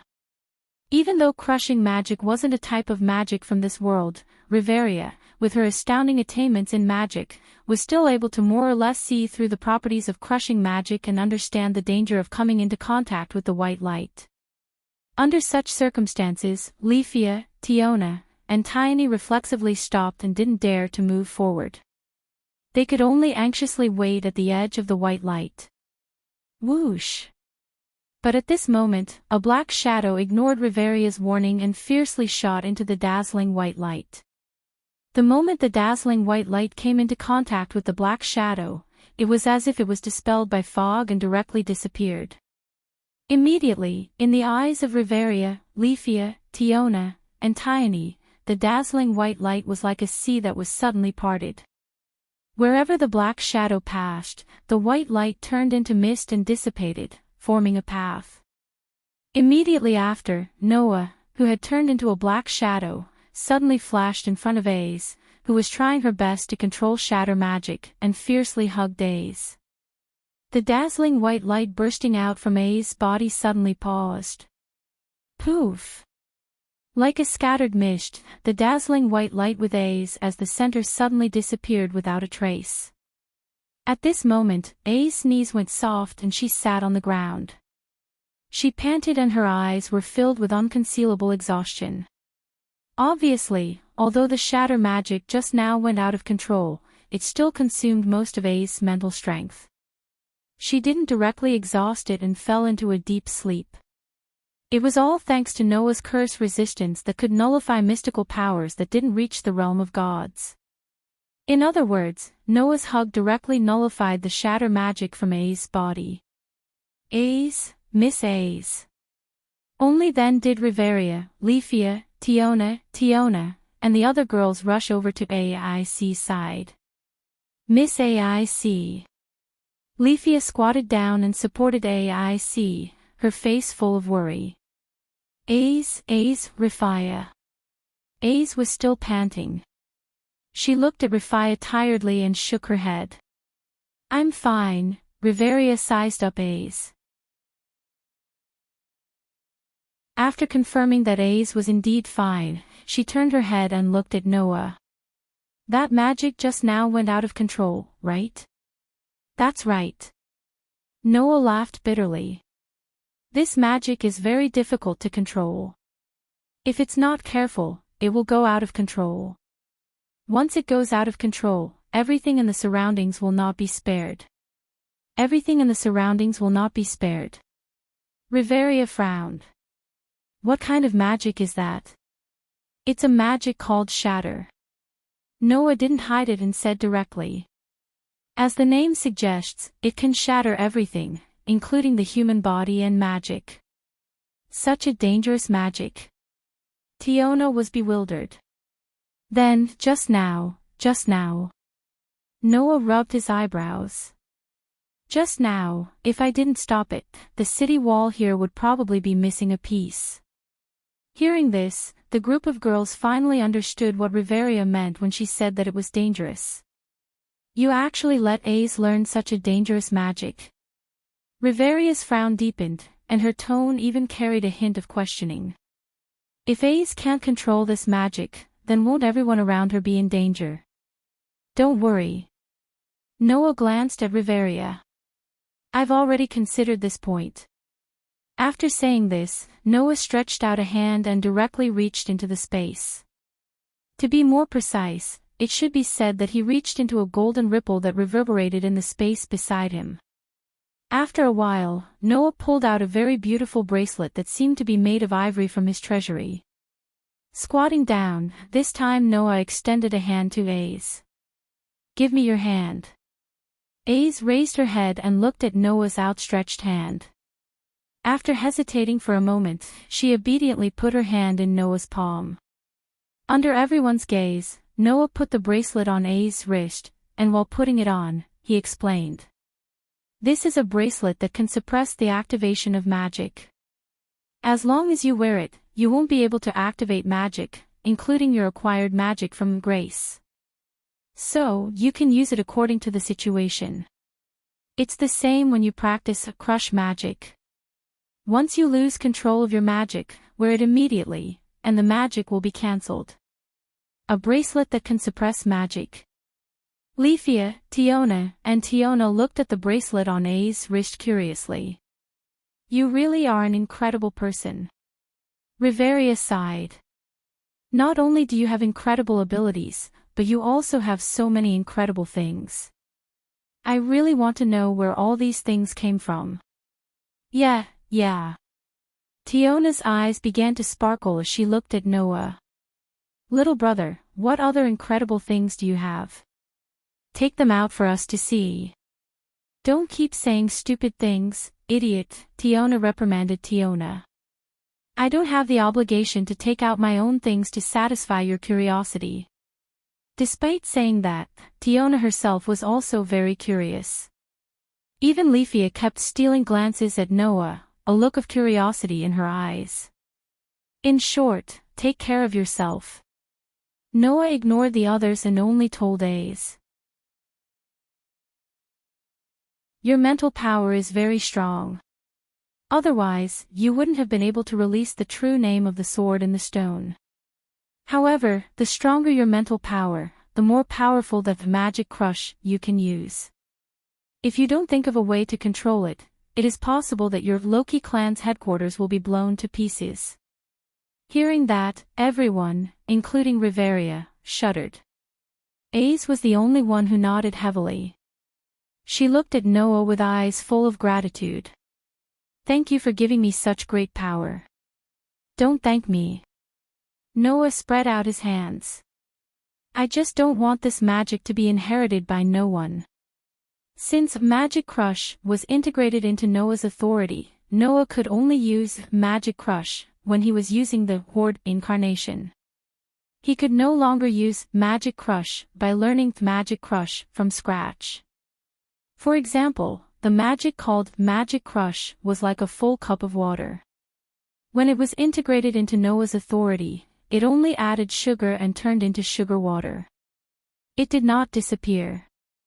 If Noah learned Magic Crush from scratch, the water called Magic Crush would overflow even if it was poured into the cup. Not only would it run away, it would also turn into sugar water like the water in the cup. Therefore, Noah could no longer use Magic Crush without using authority. Then, if teaching this magic to Ace could help her, Tildas would probably be happy, right? "I've given you the power you want. I've also helped you solve the problem of losing control of your magic. Now, it's up to you how to control and familiarize yourself with this magic." Noah folded his arms. "I have done what I can do. I can't always watch over you. You have to be careful. Don't make any accidents." After saying that, Noah wanted to leave, but Ace quickly grabbed the corner of his clothes. "That," Ace said hesitantly. "Can I repay you?"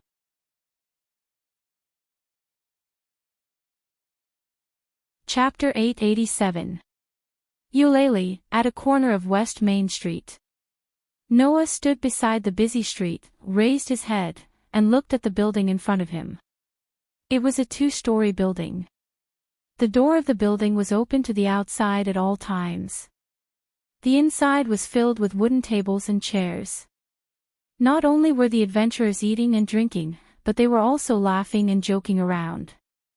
Sometimes, they would even tease the young girls in staff uniforms that walked past them, making the whole shop seem very lively. The plaque hanging on the shop was marked with words in the common language. The Mistress of Plenty. Looking at the familiar shop, Noah was a little dumbfounded and turned his gaze to AIC and the others beside him. Don't tell me your so-called repayment is to treat me to a meal here. Facing Noah's question, AIC nodded gently. Her usually expressionless face seemed to faintly show a little embarrassment. Evidently, AIC didn't know how to repay Noah. In the end, she came to the conclusion that she would treat Noah to a meal. Moreover, it was at the Mistress of Plenty that Noah had been to once before. This is a hotel that we come to more often. Tiona smiled mischievously. Well, it said that we come here more often, but actually, Loki is a little familiar with the owner here. If there is any celebration banquet in the clan tribe, Loki will almost always bring us here. Looking at you, you seem to have been here before, right? Tiona smiled slightly. The cuisine here is not bad. If we want to have a good meal, then the first place we think of is here. I've only been here once, and then I haven't patronized it again. Noah scratched his cheek. Well, when I first came to Eulalie, a clerk here helped me a lot. It's not bad to patronize this shop. It's decided then. Tiona rushed into the shop as if she couldn't wait any longer. Let's go. Idiot, don't rush to the front. Tiona shouted and chased after her. Don't forget, AIC is here today to thank your little brother. Miss Tiona. Miss Tyogni. Rifaya almost instinctively chased after her. Please don't run so fast. In the blink of an eye, Leafia, Tiona, and Tiorn all rushed into the inn. These guys. Riveria frowned, but sighed helplessly. He doesn't know his limits either. Well, being lively is a good thing. Noah smiled. No one would want to stay in a lifeless clan tribe. If the atmosphere between the members of the clan tribe on the front line is relatively relaxed, the members below should also feel relaxed, right? AIC did not say anything, but she nodded in agreement. Although they hadn't known each other for a long time, Noah had already understood that AIC wasn't as cold as she looked. She was just not good at expressing her emotions, or it could be said that she was more innocent and natural. Therefore, there was no doubt that AIC also liked such an atmosphere. Riveria actually didn't dislike this, but as a member of the Elven royal family, even if she wasn't old-fashioned in her thinking, she still had a strict side to her. She didn't want her companions in the clan to be too noisy in the presence of outsiders, right? Under such circumstances, Noah, AIC, and Riveria entered the inn. Welcome, just like the first time Noah came, a shop assistant dressed as a waiter came out to greet him as soon as he entered the inn. However, it was different from the last time Noah came. This time, it wasn't the playful and cute she-her who came out to greet him, but another young girl. She was a young girl with long ears and light blonde curly hair that reached her shoulders. She had a cold expression and gave off a cool vibe. Seeing the pair of long ears, Noah was somewhat surprised. An elf? Yes. It seemed like it wasn't the first time that the elf girl had encountered such a reaction. She just responded indifferently and immediately began to greet them in a businesslike manner. Everyone, please come this way. The elf girl seemed to know the group of first-level adventurers from the clan tribe of Loki and very politely led Noah, AIC, and Riveria into the inn. In the most conspicuous position in the inn, Tiona was waving her hand in their direction. Little brother. AIC. Riveria. This way. Without Tiona's beckoning, the elf girl naturally led Noah, AIC, and Riveria to the seats where Tiona, Tyogni, and Leafia were seated. After sitting down, the elf girl began to ask unhurriedly. May I ask, what would you like to order? Just as Tiona was about to place her order, Tiona held her back. Didn't I tell you that I'm here to invite this little brother of yours today? Since when was it your turn to order? Tiona immediately lowered her head in dejection. Tiona, AIC said softly as though she couldn't bear to see Tiona's dejected look. You can order what you like too. Really? Tiona's spirits were lifted, and she hugged AIC. Wow. I like AIC the most. Miss Tiona. Rafia said with some dissatisfaction and hesitation. Don't keep hugging Miss AIC. What's wrong, Leafia? Leafia. Tiona smiled mischievously. Are you envious? That's not it. Leafia retorted with a hint of panic.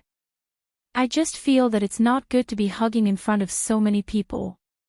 What's wrong with that? Tiona pressed her face against AIC's and giggled. AIC is my special guest.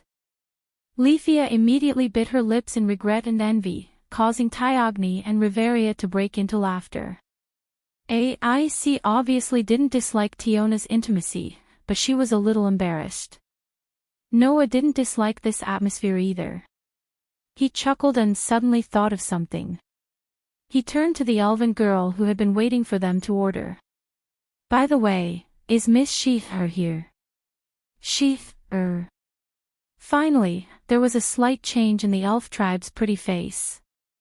After a slight pause, she looked at Noah. Do you know Sheath? Miss Sheath helped me the last time I came to this restaurant. I haven't thanked her yet. Is she busy now? Noah asked. If she is, I won't disturb her. Please help me tell her that I'm very grateful for that time at the bookstore. Understood. The elf girl nodded obediently. Perhaps it was because Noah was acquainted with her companions in the shop, but the cold look on her face melted a little. I'll pass on your message to she. Sorry to trouble you. Noah thanked him and began to order the food. It didn't take long for the elven girl to leave. Looking at the elven girl's back, Noah sighed. So there is an elven clerk in this restaurant. I didn't notice it the last time I came. The elves were a very unique race. Not only did they have the bloodline to learn innate magic, but they also had an outstanding appearance compared to other races. This made the elves have a relatively high self-esteem. With such self-esteem, it was indeed surprising that they were still working as a clerk in a restaurant. Her name is Rue Leon. Riveria also looked at the elven girl who was walking to the kitchen. In fact, the owner of this restaurant often takes in some children who have unspeakable difficulties. So, almost every clerk here has some unspeakable secrets. That child is just one of them. Hearing this, Noah nodded and expressed his understanding. If there was something unspeakable, then it wouldn't be strange. While waiting for the food to be served, Noah chatted with the group of girls from Rocky's clan. Most of the topics revolved around Noah. After all, Noah had so many unbelievable things, so naturally, it would arouse the curiosity of others. However, at a certain moment, such a voice drilled into Noah's ears. Oh. Isn't this the little devil who has been rumored to be a god recently?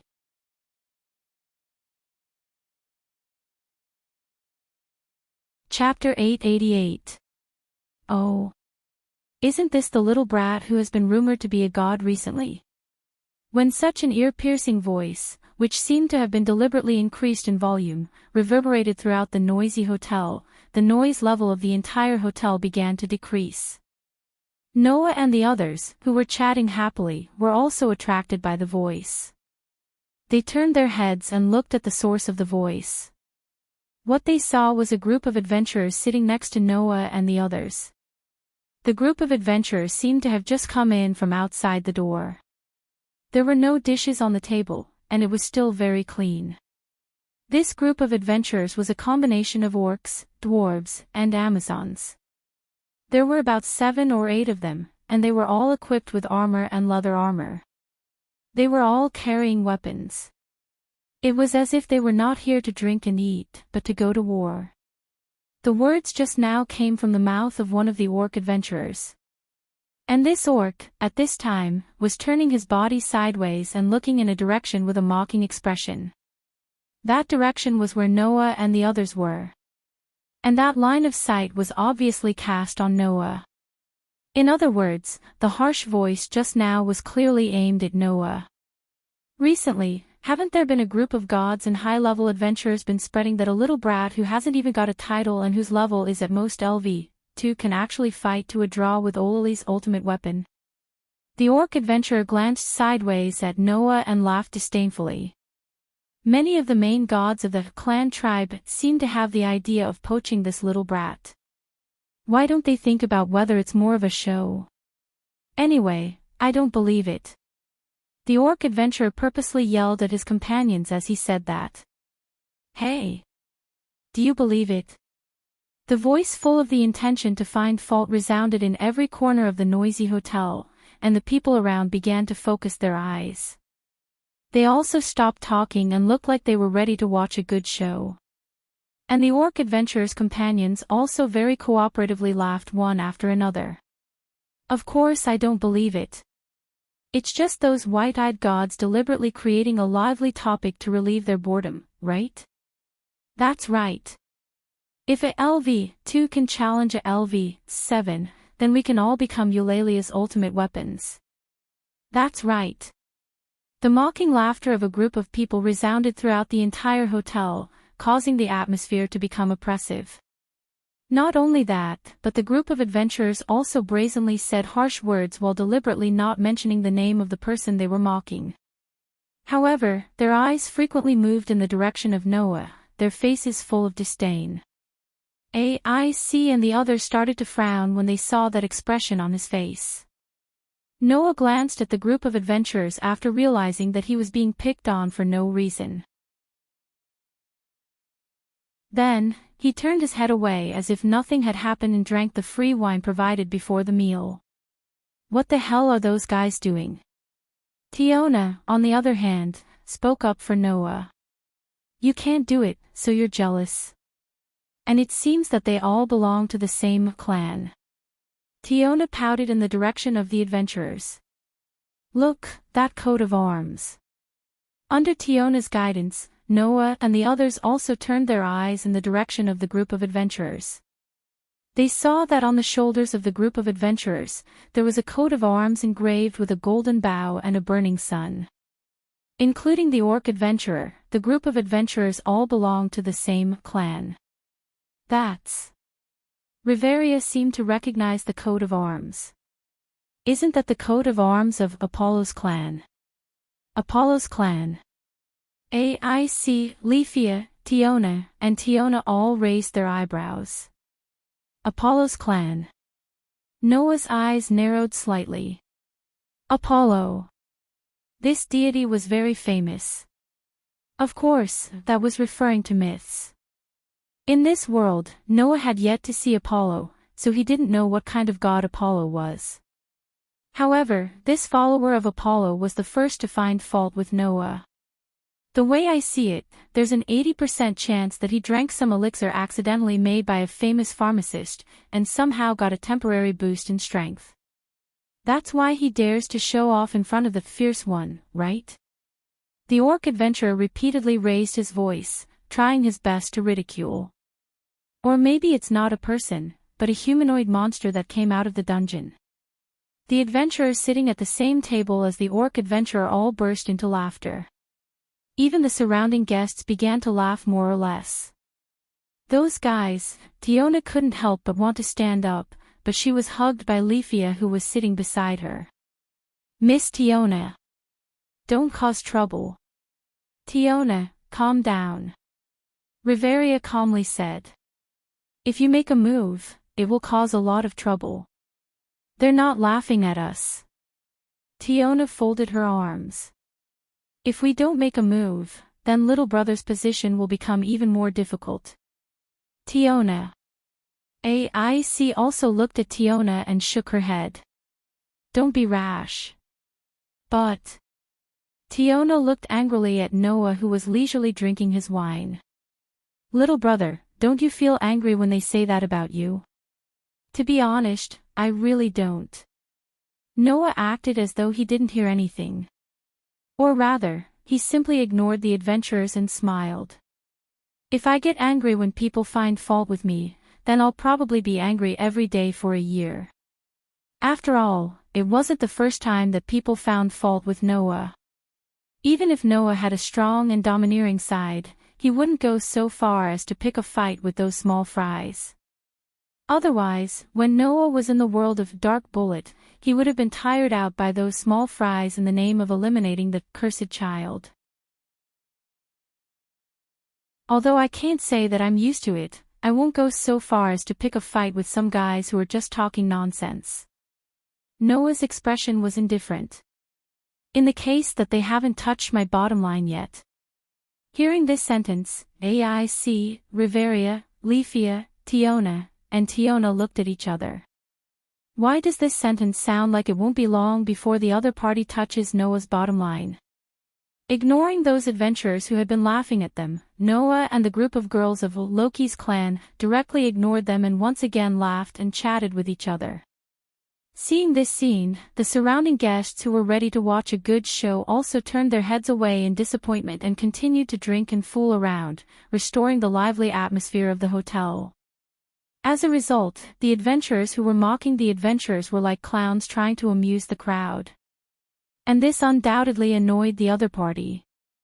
It was just like what Noah had said. For small fries like this, the best way was to ignore them. However, the more you ignored them, the more arrogant they would be. Then, when the other party was arrogant to a certain extent, what would they do? There was no doubt that they would step on Noah's bottom line. Just as Noah and the group of girls of Loki's clan were laughing and chatting, the orc adventurer suddenly picked up a free drink on the table and sneered. Sorry, my hand slipped. After that, the orc adventurer directly threw the glass of drink in the direction of Noah. However, at the same time, another glass of drink was suddenly thrown into the air and fiercely hit the drink thrown by the orc adventurer. Bang! With a clear muffled sound, the two glasses of drinks fell at the same time, spilling all the drinks inside. Coincidentally, all the poured drinks were all splashed in the direction of the orc adventurer.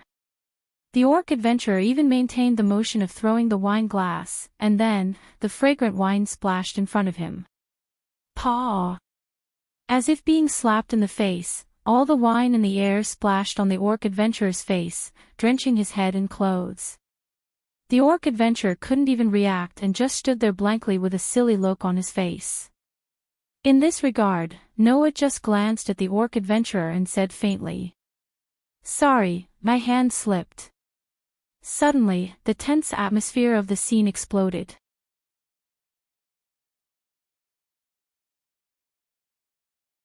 Chapter 889.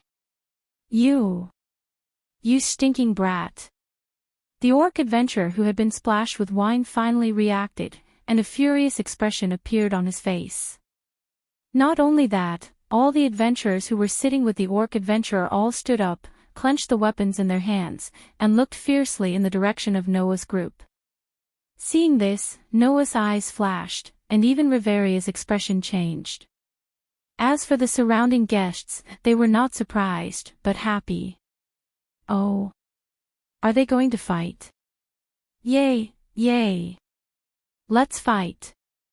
Similar voices continued to come from the surroundings.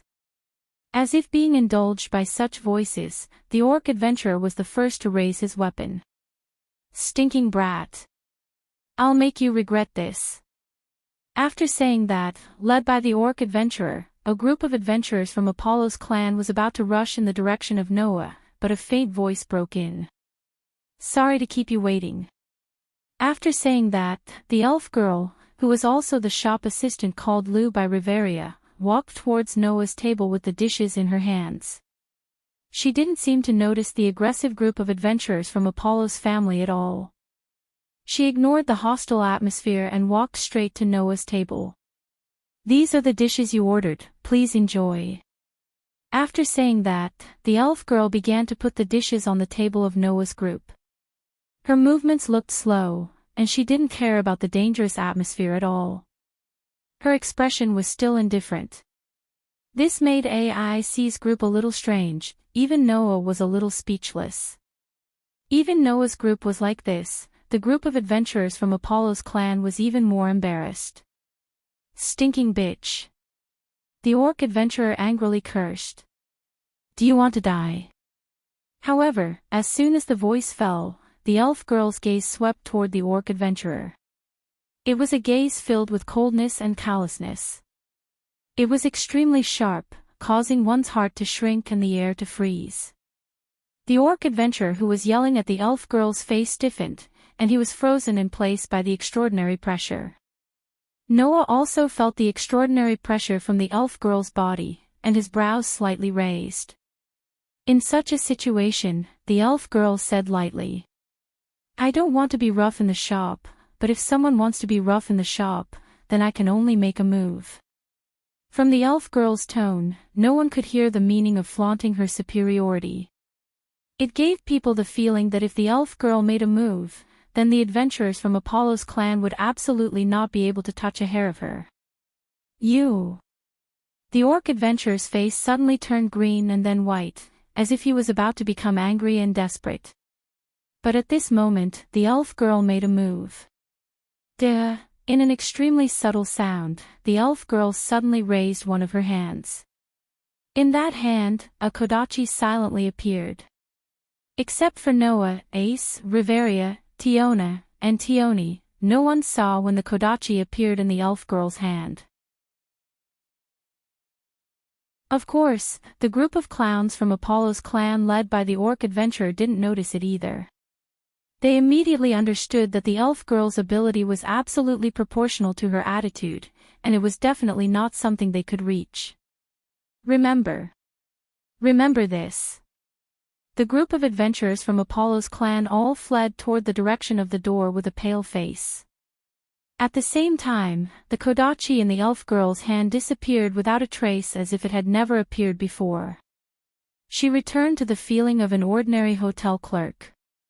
But clearly seeing the scene just now, no one in the room would treat the elf girl as an ordinary clerk again. The way they looked at the elf girl completely changed. Only the people at Noah's table were still so calm. What the hell? Tioni couldn't help but complain. Since you want to run, then don't look for trouble from the beginning. That's right. Tioni mercilessly made fun of him. So lame.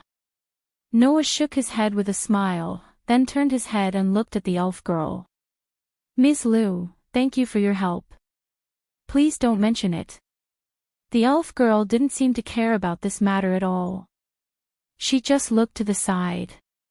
I was also asked by a friend. As if to prove the authenticity of the elf girl's words, a playful and cute girl poked her head out from the kitchen and stuck out her tongue at Noah. That was naturally sheer. I see. Noah said helplessly. I was helped by Ms. Shear again. She rarely asks me for help directly, but when she saw that you were in trouble, she immediately asked me to help you. I'm sure that in Shear's heart, you must be an important friend, right? The elf girl's face was stern, and her tone was quite indifferent. However, the words she said were not as cold as it seemed on the surface.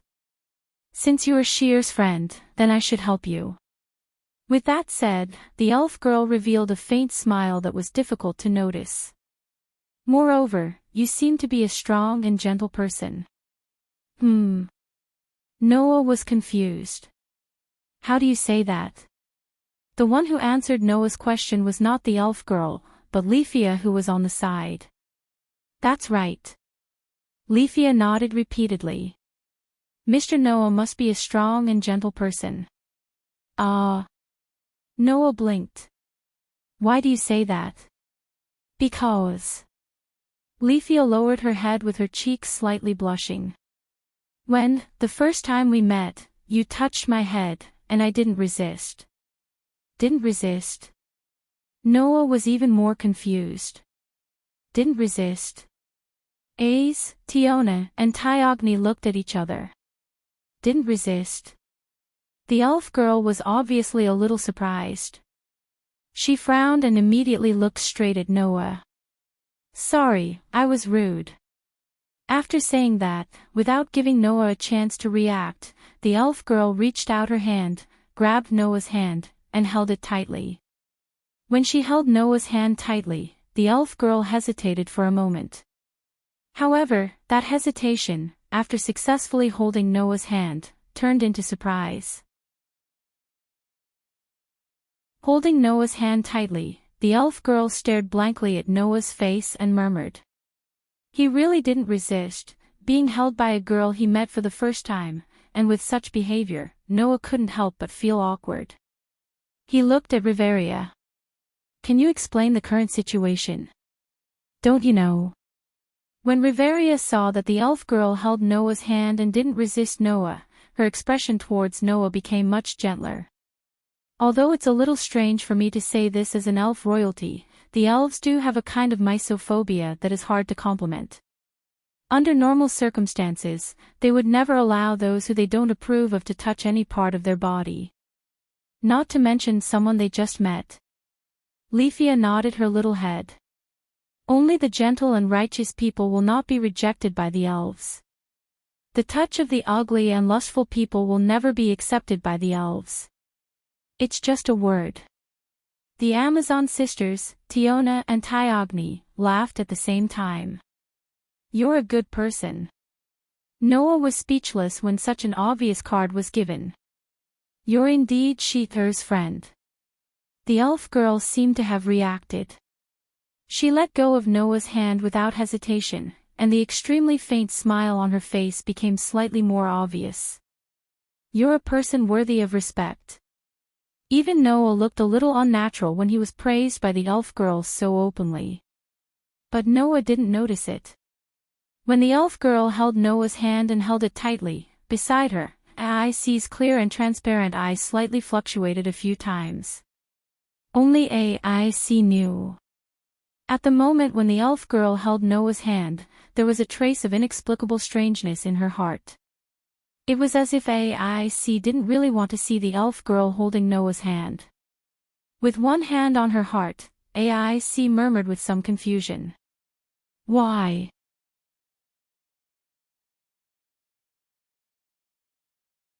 Chapter 890. In order to let AIC learn crushing magic, Noah went out early in the morning and went to the agreed place with AIC, which was the direction of Eulalia's city wall. After a lot of twists and turns in the middle, plus chatting and drinking in the Rich Mistress, when Noah came out of the Rich Mistress, it was almost noon. Then, little brother, we'll go back first. We had a good chat, let's continue next time. The Amazon sisters Tiona and Tiona said goodbye to Noah in front of the hotel, and they were quite enthusiastic. People who didn't know would think that these two girls were acting friendly. AIC didn't directly say anything, but she just looked at Noah as usual. Rifaya, who was on the side, glared at Noah, making Noah speechless. Riveria slightly moved closer to Noah, put her mouth close to Noah's ear, and said in a mosquito-like voice. Be careful, those adventurers of the Apollo family may not just want to find trouble with you. Noah's heart skipped a beat, but he didn't say anything on the surface. He just nodded with a smile. Then let's part here, we'll have a meal together in the future. Okay, in the voice of Tiona and Tiona, Noah turned around, waved his hand, and plunged into the crowd under the gaze of a group of low-key family girls. After a while, he disappeared into the crowd.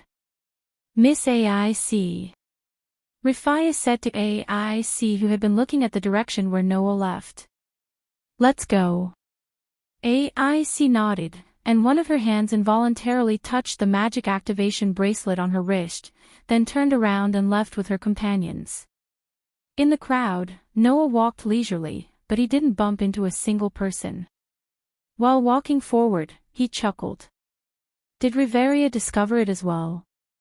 When the group of adventurers from Apollo's spawn blatantly showed signs of attacking, Noah more or less sensed that they had other motives. It was because A's, Riveria, Leafia, Tiona, and Tyan were by Noah's side. The adventurers of Apollo's family were all superior adventurers. However, they were not great adventurers. At most, they were level 3 adventurers, which was LV2 adventurers. That was why even if the adventurers felt that Noah had used some kind of trick to force Otto back, there was no need to be afraid of him. However, the ranks of A's, Riveria, Leafia, Tiona, and Tyan were the real deal. There was absolutely no falsification. Ace and Riveria were LV6. Tiona and Tiona were LV5. Although Leafia did not have the strength of a level 1 adventurer, she was still LV3. As the celebrities of Loki's spawn, the strength of these girls was widely known. There was almost no adventurer who didn't know these celebrities of Loki's spawn, including Apollo's spawn. And knowing that Ace and her party were beside Noah and sitting at the same table, they seemed to have a good relationship. It was obvious that they were on Noah's side, but the adventurers of Apollo's spawn still planned to attack. Wasn't this strange?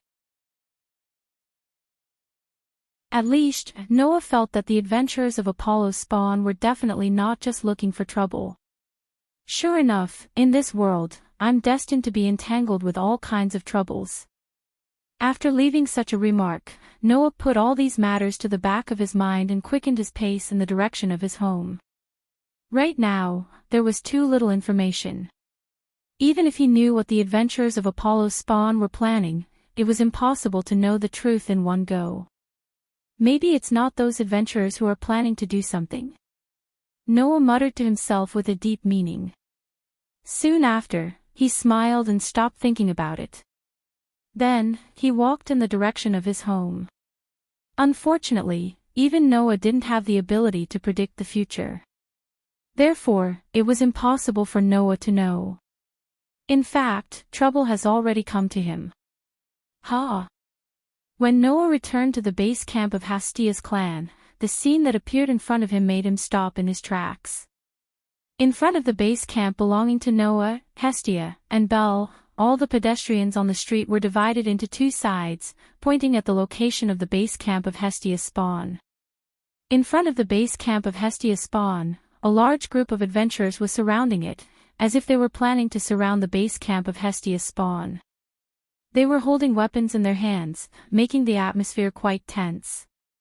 From Noah's position, he could see that in front of the adventurers surrounding the base camp of Hestia's spawn, there were two people. No. It should be said that there was a god and a man. The god was a male god. He had blonde hair that was as bright as the sun. He was very handsome, and even the smile on his face was dazzling. He was very tall, and he wore a laurel crown with green leaves on his head. Next to the male god was a man who wasn't as handsome as the former, but he was also extraordinarily handsome. Led by the god and the man, a group of adventurers with more than 100 members surrounded the base camp of Hestia's spawn. Noah clearly saw it. Those adventurers all had golden arrows and blazing suns engraved on their bodies. Impressively, it was the same as those adventurers that Noah met in the morning at the place of the Mistress of Fertility. Apollo's spawn. Those adventurers were all members of the Apollo spawn. So, Noah looked at the god and the man in the lead and narrowed his eyes. That is Apollo and Jacinthus, right? Needless to say, there was no other person who could lead so many adventurers of the Apollo spawn, except for Apollo himself. Apollo's spawn was quite famous in Eulalie. In terms of power, the Apollo spawn was the backbone of all the spawn in Eulalie's spawn. Not to mention the high level of faction power and adventurers, this spawn had many crusades against the floor master of the 17th floor, who was level 4 Goliath. They were much more powerful than the average spawn. Jacinthus was the leader of the Apollo spawn. His title was Beloved of the Sun, and his level had reached level 3. He belonged to the second level of adventurers. The Lord God and the leader are all going to personally lead the team. Noah rubbed his eyebrows. Sure enough, trouble has come to the door. When Noah was a little annoyed, the door of the base camp of Hestia's spawn was opened. Hestia, who came out of the house, was startled by the big battle in front of her, and then her face became serious. Apparently, she also realized the seriousness of the matter. However, Hestia was still a god, and she couldn't be scared by such a battle in front of her. After she became serious, she looked at Apollo. Apollo, what the hell are you doing? Good afternoon, Hestia. Ignoring Hestia's stare, Apollo politely greeted her, and then said with a dazzling smile. I'm sorry, Hestia. Although we have a close relationship, this matter is really intolerable, so I can only do this. Please forgive me. Who has a close relationship with you? Hestia seemed to have goosebumps all over her body, and her face was full of disgust. I'm warning you, Apollo, I'm a god respected as the virgin goddess. If you intend to tarnish my reputation, I have the right to go to the guild and report you. Oh, I'm really sorry, I take back what I just said. Apollo pressed his chest as if he was a little sad. However, no matter how one looked at it, it was more like a show. The reason was that people who were really sad wouldn't hide a faint smile in their eyes. Furthermore, that smile was clearly filled with malicious intentions. Hestia had a bad premonition when she found out that he had bad intentions. I'll be frank here, Hestia.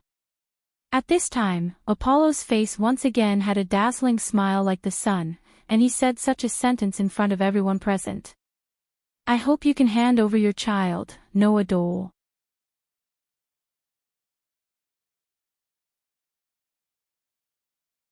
Chapter 891. I hope you can hand over your child, Noah Doria. When these words echoed from Apollo's mouth, everyone except the onlookers fell into an indescribable silence. That bastard gossip god, looking carefully, the gods who came to join in the fun were hiding in the surrounding buildings or on top of them. Many of them began to gnash their teeth as they looked down at Apollo, who was in front of the headquarters of Hestia's family. It should be noted that Apollo wasn't the only one who had taken a fancy to Noah. Almost all of these gods also had designs on Noah, but they weren't as brazen as Apollo.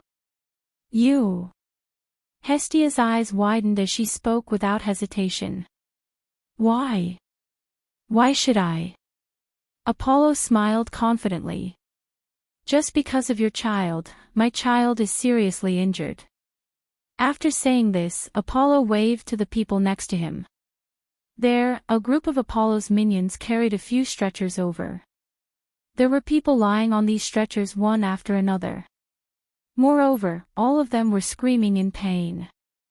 Their bodies were tightly wrapped in bandages, and only their eyes and faces were exposed. Looking at the people who were tightly wrapped in bandages and still lying on the stretchers and screaming in pain, Noah narrowed his eyes in the crowd.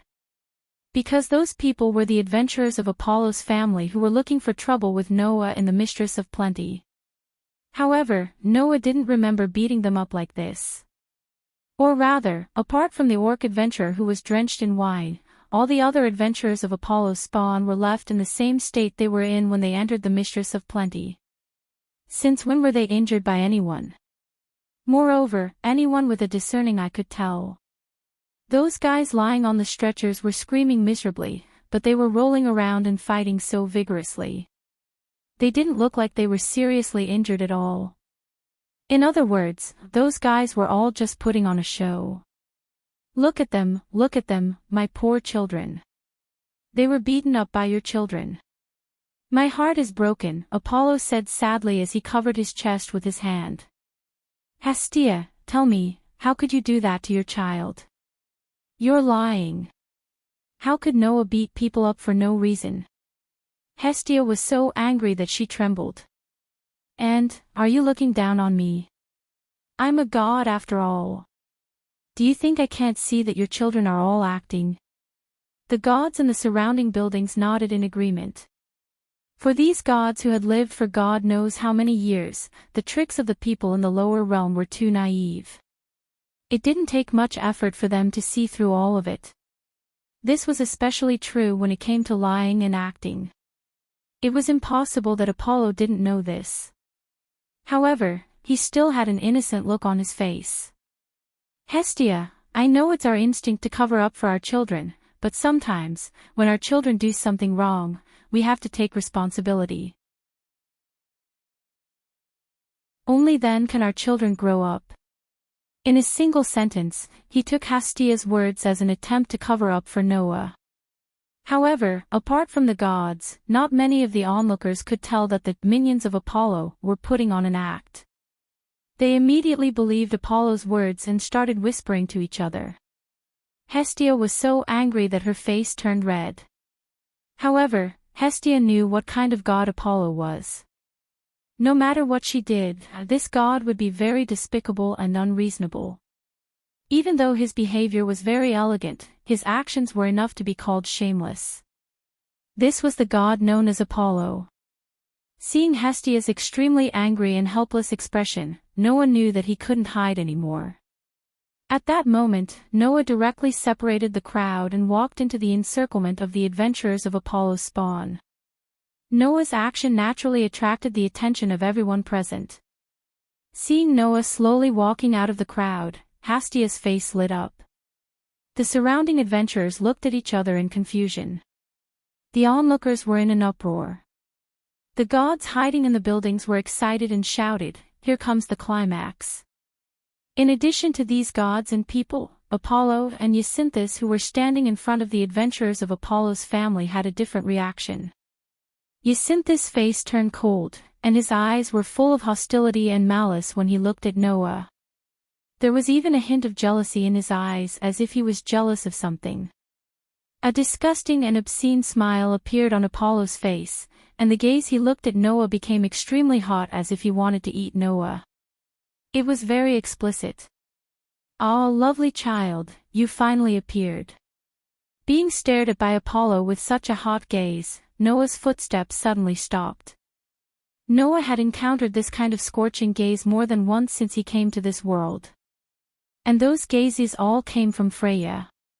At this time, Apollo's gaze was exactly the same as Freya's. In other words, this god was the same as the beautiful goddess, and they both had the same feelings of love for Noah. The difference was that when Freya looked at Noah, there was a possessiveness that was proportional to the love in her eyes. And Apollo's gaze towards Noah was directly proportional to the love, evil lust. The most important difference was that Freya was at least a woman. But Apollo was a man. A man actually used such a vulgar gaze to look at another man. Noah did not know what others were thinking. Noah only knew that if Freya's gaze only made him feel uncomfortable, then Apollo's gaze made Noah really angry. Without any hesitation, Noah turned his head, met Apollo's hot gaze, and said such a sentence. "If you look at me like that again, believe it or not, I will gouge your eyeballs out." Such an extremely calm sentence seemed to bring a chill to the entire world, causing all the gods and humans present to feel a chill in their hearts and tremble. The smile on Apollo's face was completely frozen.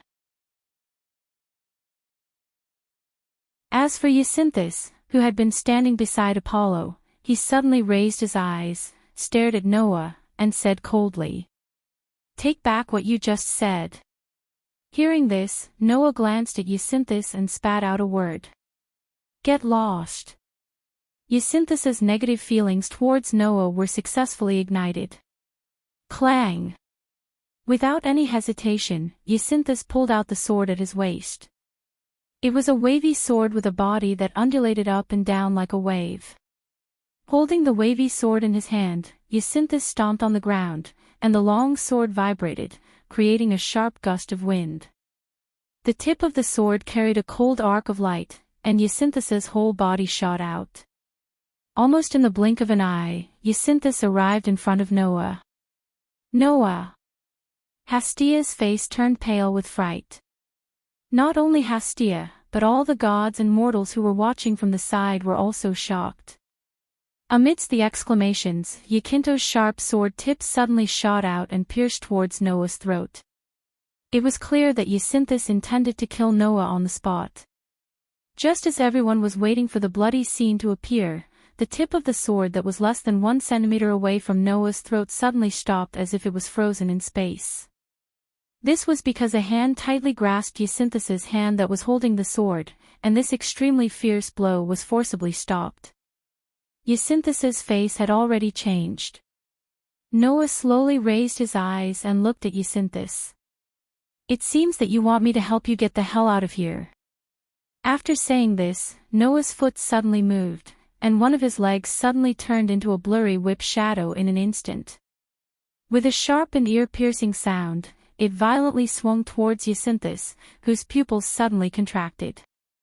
Bang! Before everyone around realized what the current situation was, a heavy muffled sound exploded from the field.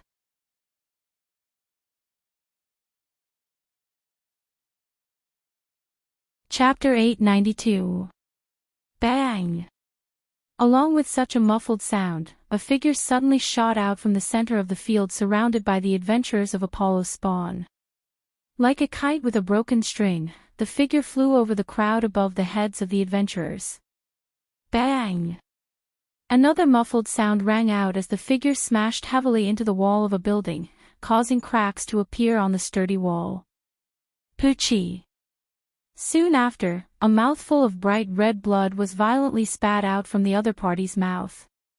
His body leaned against the wall and slowly slid down, landing on the ground. Before everyone could react, they subconsciously turned their gazes to the figure that was shot out, smashed into the wall, and slid to the ground. When they saw the full appearance of the figure, everyone fell into a deathly silence. There was still a shoe print on Jacinto's chest, and blood was flowing from the corner of his mouth. He was lying on the ground with his back facing the sky. He raised his head with difficulty and looked at Noah, who didn't even move a step. His handsome face was distorted with hatred. You've seen Jacinto's being defeated by a single blow, not to mention the crowd, even the adventurers of Apollo's clan were stunned and lost their voices. Jacinto's was a level 2 adventurer at LV3.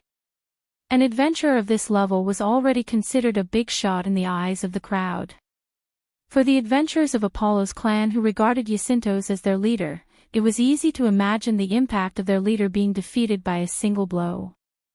Therefore, when Jacinto's targeted Noah with a voice full of hatred, Apollo was the first to react. "You dare to openly attack a member of my clan?" Apollo stared at Noah with a smile on his face. "Aren't you afraid that the guild will ban Hestia's clan?" Although there would be conflicts if there were factions, on the surface, the guild absolutely forbade the creation of conflicts between clan members. After all, there were not only people who received the grace of God in Eulalia, but there were also ordinary people. If the members of the clan tribe, who could destroy a building with a single magic spell and cause a huge loss, were allowed to do as they pleased, then the safety of ordinary citizens would not be guaranteed. Therefore, the guild absolutely forbade the battle between the spawns. Once violated, they would be punished according to the situation. Apollo probably wanted to use this to threaten Noah, right? Unfortunately, Noah didn't know how many times he had seen this kind of trick. It is said that people's eyes can be blurred, but can God's eyes also be blurred?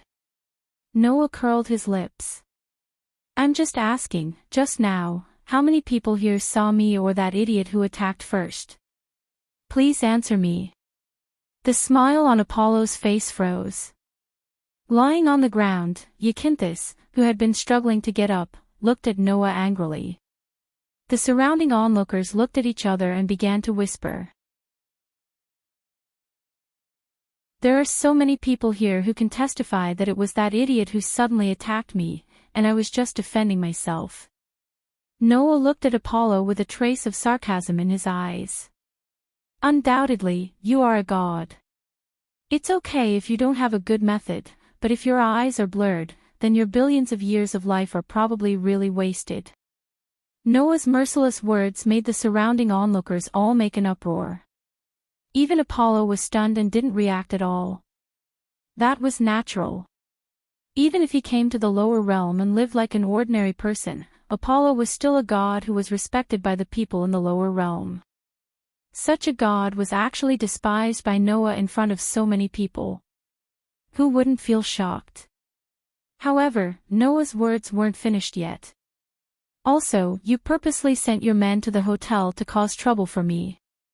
That was your trick too, wasn't it? Noah glanced at the adventurers lying on the stretchers. First let us have a conflict, then slander me in this way. Although this method is ordinary, it is quite effective. With such a sentence, Noah raised a hand. Unfortunately, I don't buy it. After that, golden ripples suddenly fluctuated in the space around Noah's body, like water waves, imprinted in the space. Then, under everyone's gaze, a variety of luxurious weapons such as sabers, swords, spears, halberds, and so on emerged one by one from the golden ripples. Hey, guys over there! As if controlling the space, Noah, who was standing in front of the golden ripples, glanced at the adventurers lying on the stretchers who were looking at him with dull eyes and suddenly smiled. If you don't dodge, you'll die. It was as if he wanted to confirm the truth of Noah's words. In the next moment, the sharp weapons that emerged from the golden ripples suddenly vibrated, and like golden water droplets, they burst out and shrouded the direction of the stretchers. If those who have seen Noah's Gate of Babylon fighting style were here, they would definitely notice. This time, the speed of the noble phantoms launched from Noah's Gate of Babylon was frighteningly slow. Even the adventurers of the Apollo clan, who were wrapped in bandages and lying on stretchers, could clearly see the sharp weapons that were shooting towards them like raindrops. Woo woo woo woo. All of a sudden, the adventurers of Apollo's minions who were lying on the stretchers with their bodies wrapped in bandages screamed in fear. Without any hesitation, they jumped up and dodged in a panic. Clang clang clang clang clang. As a result, the treasures that shot out landed on the empty stretchers one by one. Amidst the sounds of metal clashing against the ground, the treasures pierced through the stretchers one by one, riddling them with holes. The entire place once again returned to its deathly silent state. The onlookers were speechless as they watched the adventurers of Apollo's minions run away. Their bodies were wrapped in bandages, but their movements were faster than anything else. Apollo's face changed, and he secretly shouted in his heart. What? Aren't you full of vigor? Noah lowered his raised hand. When the golden ripples and the noble phantoms disappeared, he looked at Apollo and sneered. If this is considered a serious injury, then there is probably no one who will die in this world. It seems that the famous god Apollo really dotes on his children. Even if they are not sick or in pain, he can't wait for them to lie down every day. Don't mess around outside. I can only say that I'm impressed. You. Apollo's handsome face turned pale, but he couldn't utter a single word. The truth was right in front of him, so what else could he say? However, after a while, Apollo seemed to have thought it through. He took a deep breath and revealed a dazzling smile. No wonder you're so obsessed with Goddess Freya. You can even resist her charm. You're really outstanding. When I saw your performance at Freya's family banquet that day, I was attracted by your excellence. Adorable child, do you really not want to consider coming to my side? The one who answered Apollo's question was not Noah, but Hestia. Don't even think about it. Hestia hugged Noah and looked at Apollo with an evil expression. Even if I give Noah to anyone, I won't give him to you, a pervert who doesn't reject anyone. Is that so? Apollo's smile did not change. But this time, it's not up to you. As soon as he finished speaking, the adventurers of Apollo's family suddenly separated and pressed a person forward. That person was tied up by the adventurers of Apollo's family. His mouth was gagged and he was pushed in front of everyone. Seeing this person, Hestia cried out in surprise. Baal?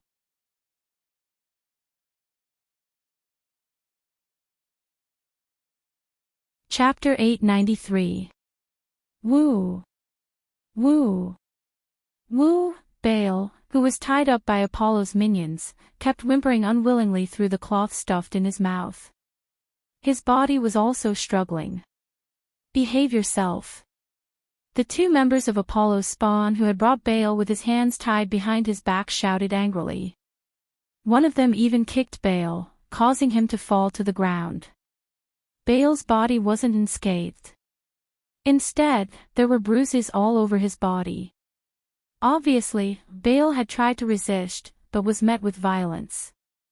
Perhaps, the members of Apollo's minions had planned to kidnap Baal. When they received the news that Noah and Baal had parted ways, they immediately arranged for people to capture Baal when he was about to enter the dungeon in the morning. Needless to say, Baal had just received Hestia's favor for less than a month. In addition, he was only at LV-1, so it was impossible for him to be a match for the adventurers of Apollo's minions. Hestia's beautiful face finally showed true anger. Apollo! I'm sorry, Hestia. Your child is weak and timid, but he is surprisingly tough.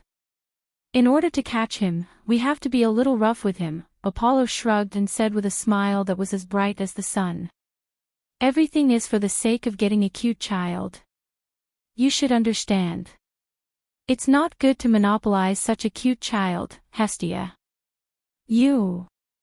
Hestia immediately understood what Apollo meant. Are you trying to threaten us with Baal? I have no choice. It's all because I have no choice.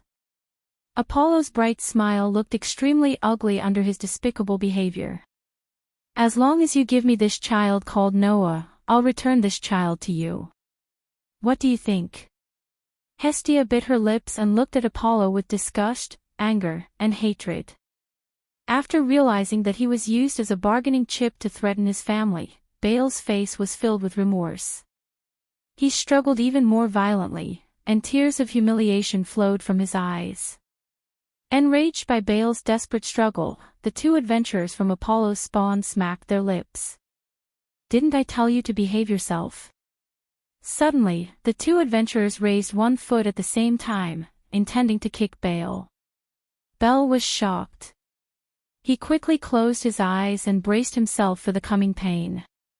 Bang! In the next instant, a muffled sound rang out. Goo! A muffled groan was heard as well. No. It was not a single sound. Instead, it was two groans that overlapped each other. Immediately afterward, the two adventurers from Apollo's clan who pushed Baal over followed the same fate as Yakintos. They were shot backward like bullets and smashed into the walls of the surrounding buildings. Their heads tilted to one side, and they passed out.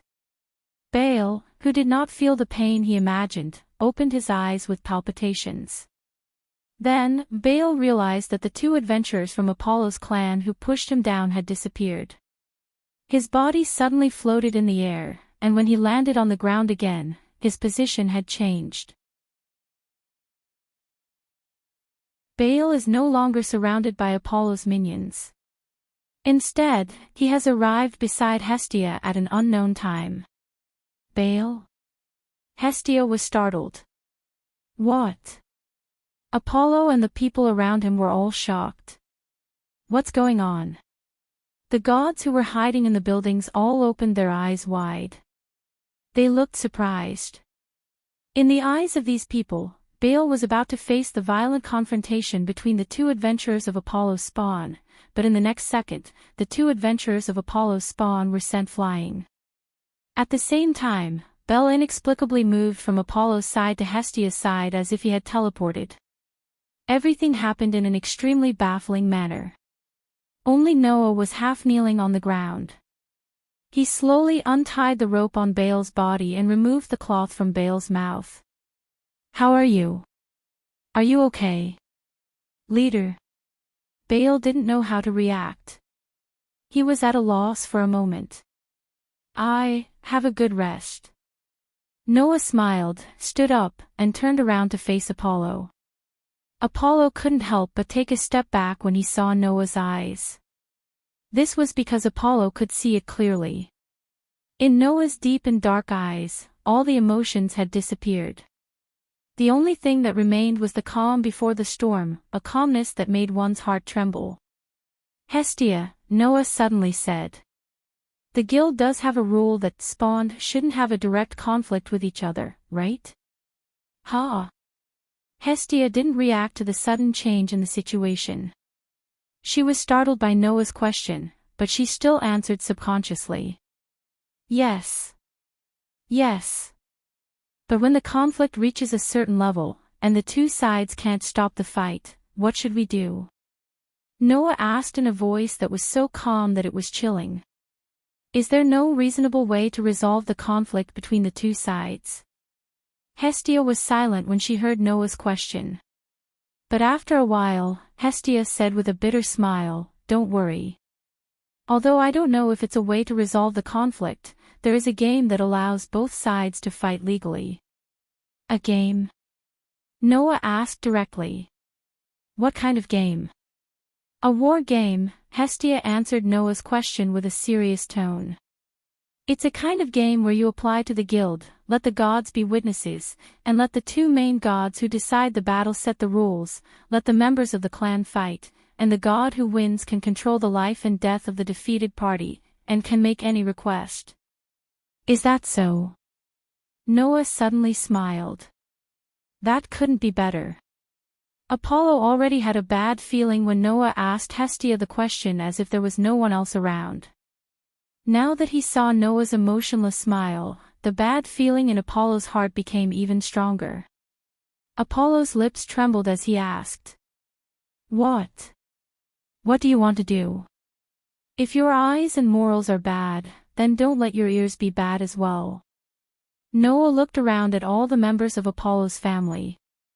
Finally, his gaze stopped on Apollo. Didn't you hear it just now?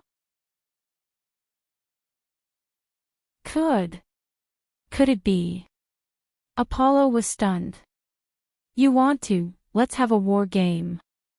Noah's voice echoed clearly in the surroundings. A war game between Hestia's spawn and Apollo's spawn. The surrounding crowd burst into an uproar when they heard Noah's words. From the buildings, the gods all came out and shouted excitedly. Good. It's finally here. It's a war game. Hurry up and agree. Apollo. Hurry up and agree. For those gods who loved entertainment, a war game between two spawns was like a popular competition. It was natural that they would be happy to see it. Are you sure? Apollo's face twitched and he forced a smile. No matter how strong you are, there are only two people in your spawn. My spawn is hundreds of times more than yours. Are you sure you want to play a war game? Noah did not answer Apollo's question. Instead, he glanced at the members of Apollo's family. Trash like this, no matter how many of you come, it will be a waste. With just one sentence, he successfully infuriated all of Apollo's minions, as well as Apollo himself. Okay. Apollo replied loudly. I'll accept your suggestion of a war game. All the gods who had been waiting for this moment cheered loudly. Even the onlookers in the surroundings were excited and started to shout loudly. From the beginning to the end, Hestia did not make any reaction. It was as if she had known Noah's plan when he asked her the question. She just looked at Noah. There was no blame in her eyes, only trust. Noah smiled from the bottom of his heart.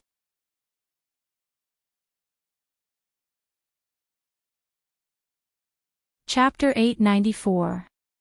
Hiss.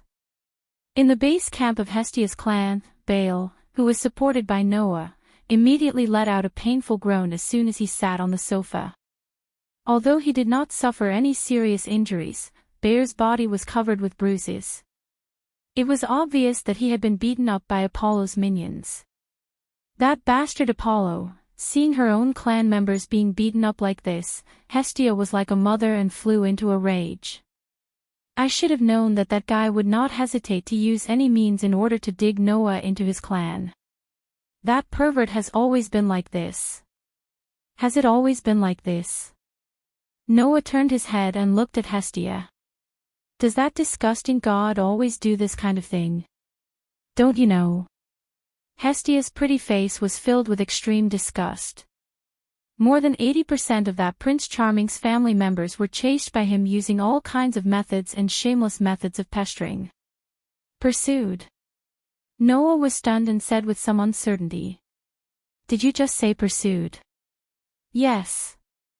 Hestia's face was full of displeasure, as if she had swallowed something disgusting. Apollo is famous for being an affectionate Prince Charming, and he doesn't reject anyone. No matter if it's a man or a woman, as long as he has his eyes on someone, he will get them. The gods even gave him a name, Love of Sorrow. That guy's willingness to reject anyone has reached a level that is incomprehensible to people. Hearing Hestia's words, Noah was speechless. At first, when Apollo looked at Noah with such a burning gaze, Noah thought that it was because he had taken a fancy to his abilities. Like the other gods, Apollo wanted to poach him into the family tribe and use him for himself. However, from Hestia's words, although he did not want to think so, Noah had to be sure that the disgusting god really treated him with the same feelings as Freya. No matter if it was a man or a woman, as long as Apollo had his eyes on someone, he would woo them. After thinking about it carefully, Noah also felt that most of the members of Apollo's minions were indeed good-looking men and women. Even Jacinthus was extraordinarily handsome. It seemed that those guys were all Apollo's playthings. A god who crossed the boundary of gender and was known for his love. That was why the other gods called Apollo the god of gossip. That was why Hestia called Apollo a pervert. It seems that Apollo was also present at Freya's banquet last time. He also saw the confrontation between you and Orly's ultimate weapon, and because of that, he fell in love with you. Hestia's expression as if she had chewed a piece of wax, and said something that made her feel a little nauseous. Undoubtedly, he knew that Freya had her eyes on you, but he still dared to use such a blatant method to get you. Isn't he afraid that the beauty will go crazy and be destroyed by Freya's minions? He's crazy. Although Apollo's minions were considered the backbone of Orly's forces, Freya's minions were truly one of Orly's most powerful minions. In a situation where even their leader was only LV3, if Freya's minions were to attack, they could destroy Apollo's minions in minutes.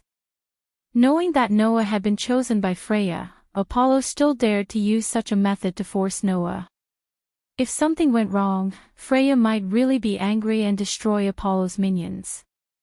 Although, for Noah, Freya, who used the method of charm to deal with him on their first meeting, was not a goddess that could make him like her.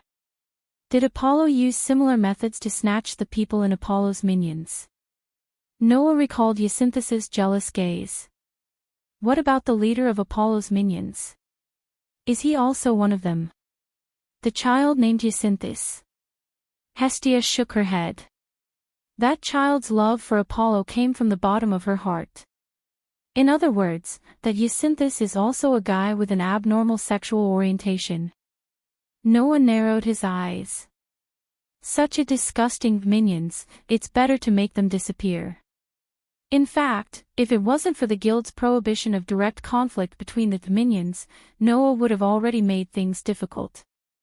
The way Apollo looked at Noah really made Noah feel disgusted. In addition, in order to poach Noah into the minions, that disgusting god also kidnapped and injured the people around Noah. This had already crossed Noah's bottom line. If he didn't do it casually, not only himself, but also Baal and Hestia's minions would be banned by the guild.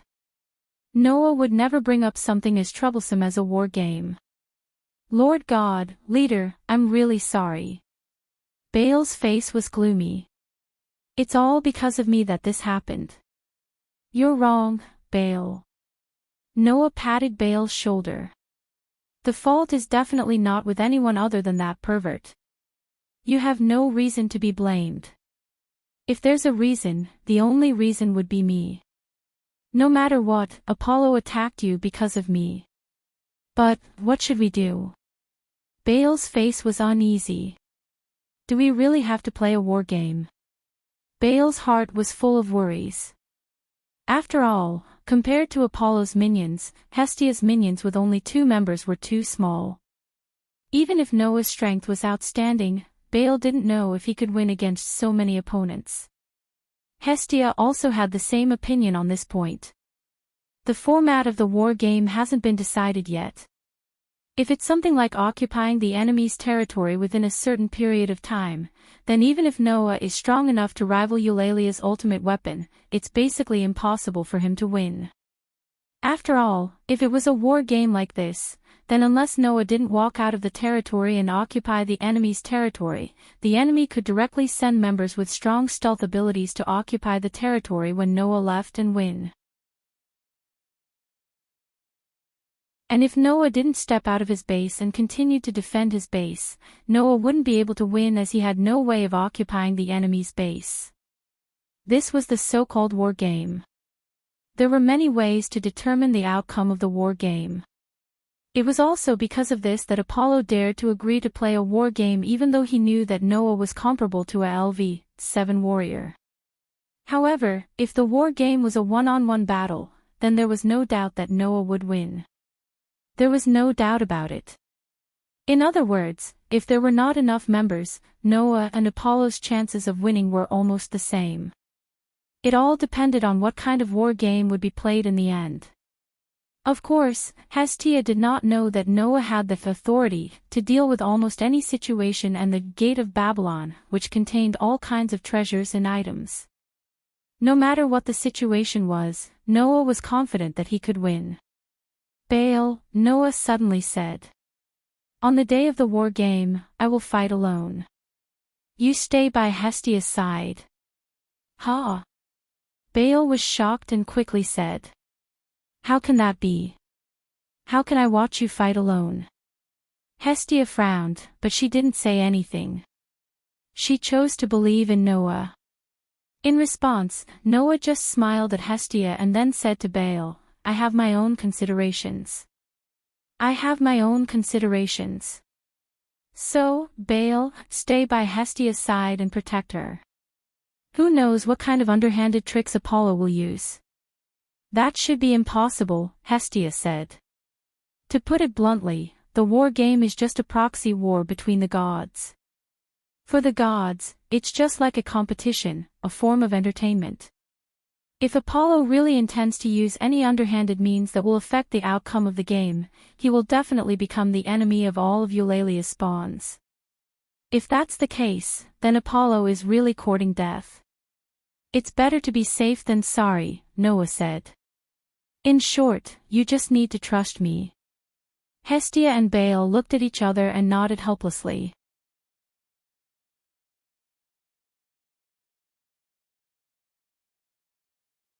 Chapter 895.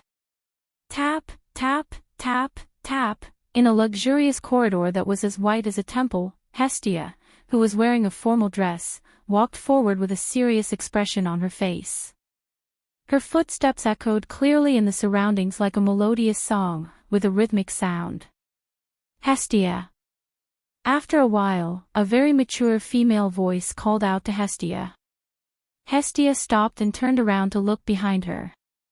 Over there, a tall and slender goddess was also wearing a formal dress. She slowly walked towards Hestia. Seeing the tall and slender goddess, Hestia's tense face slightly relaxed. Hephaestus, she was none other than Hephaestus, the one who had taken Hestia in for quite some time. She was Hestia's best friend and had the nickname of the god of forging, Hephaestus. It had been more than a month since he said goodbye to Hephaestus in the house of Hephaestus's family. In the past month, Hestia hadn't gone to see Hephaestus. So, Hestia and Hephaestus hadn't seen each other since she formed her clan with Noah. After all, a month's time was simply too short for a god who had lived for billions of years and whose life was eternal. Hestia and Hephaestus hadn't seen each other for such a short period of time, so it wasn't enough to make them miss each other. However, Hephaestus wasn't very nice to Hestia. I didn't expect that in less than 2 months after the formation of your clan, you would dare to fight with the backbone of Apollo's clan. You're quite capable, aren't you? If you want to complain, complain to Apollo. Hestia's face was full of displeasure. Who knows what that pervert is thinking all day long? He suddenly came to find trouble with me. I only know that he has his eyes on my closest child. For him, even if Freya and Loki's clan comes, I won't admit defeat easily, let alone the Backbone clan. In fact, didn't Freya already have her eyes on Noah? Loki seems to have been thinking about him too, right? Hephaestus sighed. You really don't go a day without trouble. Didn't I tell you? Hestia turned her head and continued walking forward. If you want to complain, complain to those guys. Well, it's not your fault, Hephaestus said with a wry smile as she followed Hestia forward. Let me say this first. I won't be able to help you much during the meeting. Those gods have been yearning for entertainment for a long time, and none of them will let go of this opportunity. My words won't be of any help to you. Hestia nodded with a heavy heart. The so-called meeting of the gods was actually a gathering organized by a group of gods to relieve boredom. This kind of gathering would be held once in a while, and the interval was usually 3 months. At the gods' meeting that was held once every 3 months, the gods would have a casual chat. They would also exchange the latest information and inquiries from all over the world. At the same time, they would also exchange opinions on various aspects regarding the problems between the gods' families. It could be said that there was a variety of things to be said. Awarding titles to the senior adventurers who had reached LV2 was also part of the meeting. Therefore, although Noah had reached LV2, if he wanted to get a title, he would have to wait until the meeting that was held once every 3 months. Today, the meeting for the war game between Hestia's clan and Apollo's clan began in advance. In this meeting, the gods would be the witnesses and witness the discussion between Hestia and Apollo on the topic of war games. The form of the war game would be decided in the meeting, and the form of the war game would be decided in the meeting. The meeting place of the meeting was on the 30th floor of the Tower of Babel, which was located in the center of Ololai. It was a floor that looked like a temple in the sky. Hestia and Hephaestus walked through the corridor together and entered a very spacious hall. In this hall, there was no furniture except for an oversized round table. Around the round table, gods of all shapes and sizes sat at fixed intervals. Apollo, who was sitting at the head of the table, had been looking in the direction of the entrance.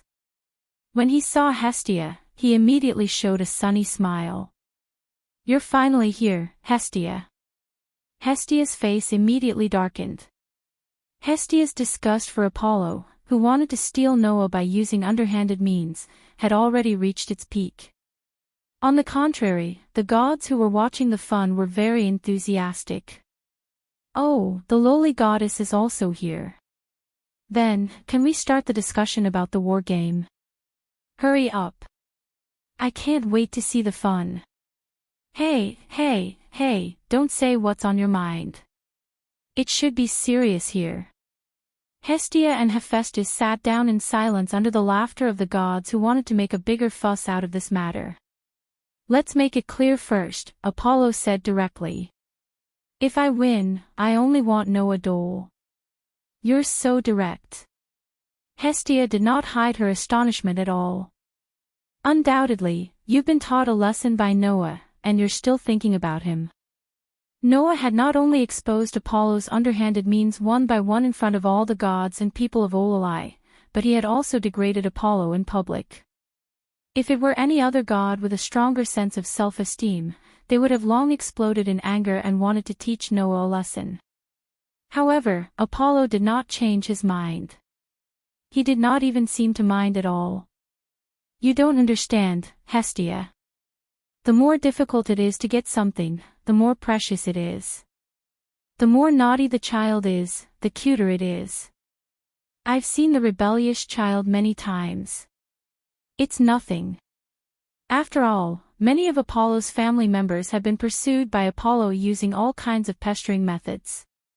Those people must have also tried to resist, Therefore, Apollo had long been used to the resistance of the people he liked. Among the gods present, there was one who agreed with Apollo's point of view. Indeed, that child is different from ordinary children. It's not easy to get him, so he's especially precious. The silver-haired goddess was sitting in a corner, but she was unable to conceal her radiance. She constantly attracted the gazes of the male idols around her, causing many of them to reveal infatuated expressions. She held a glass of red wine and took a small sip. While saying such a sentence as if she was intoxicated, she glanced at Apollo and smiled sweetly. For such a cute child, you can't let others have him, right? Apollo. The corner of Apollo's eye twitched when he heard Freya's words. Of course, Apollo knew what Freya meant. Naturally, Apollo also knew what kind of god Freya was. This goddess was very different from Apollo in nature, but they were both very affectionate gods. Moreover, Freya and Apollo were very similar in that once they had set their eyes on someone, they would pursue him no matter what. The difference was that Apollo's methods would be unworthy of his status as a god, while Freya's methods were sometimes extreme, but she would never do anything that went against her status. If Apollo was compared to a businessman who valued profit above all else, then Freya was a true queen. She could be domineering, strong, and cruel, but she would never give up her self-esteem. This was the biggest difference between Apollo and Freya. In addition, Freya's minions not only had Eulalia's ultimate weapon, but also one of the most powerful minions, in the truest sense of the word. To be honest, Apollo had hesitated for a long time to snatch Freya's child. In the end, he chose to be a moth to a flame. The so-called gods were just that unreasonable. Sometimes it was a small reason, sometimes it was an insignificant thought, but because of this, they would do anything to satisfy a group of transcendental existences. This was how gods were. Enough, listening to the two of you talk about your love for the child in every sense of the word makes me feel uncomfortable. Loki was also present, and he spoke with a displeased expression. Hurry up and decide on the format of the war game. All the gods agreed one after another, and Hestia and Apollo both nodded. The meeting of the gods began.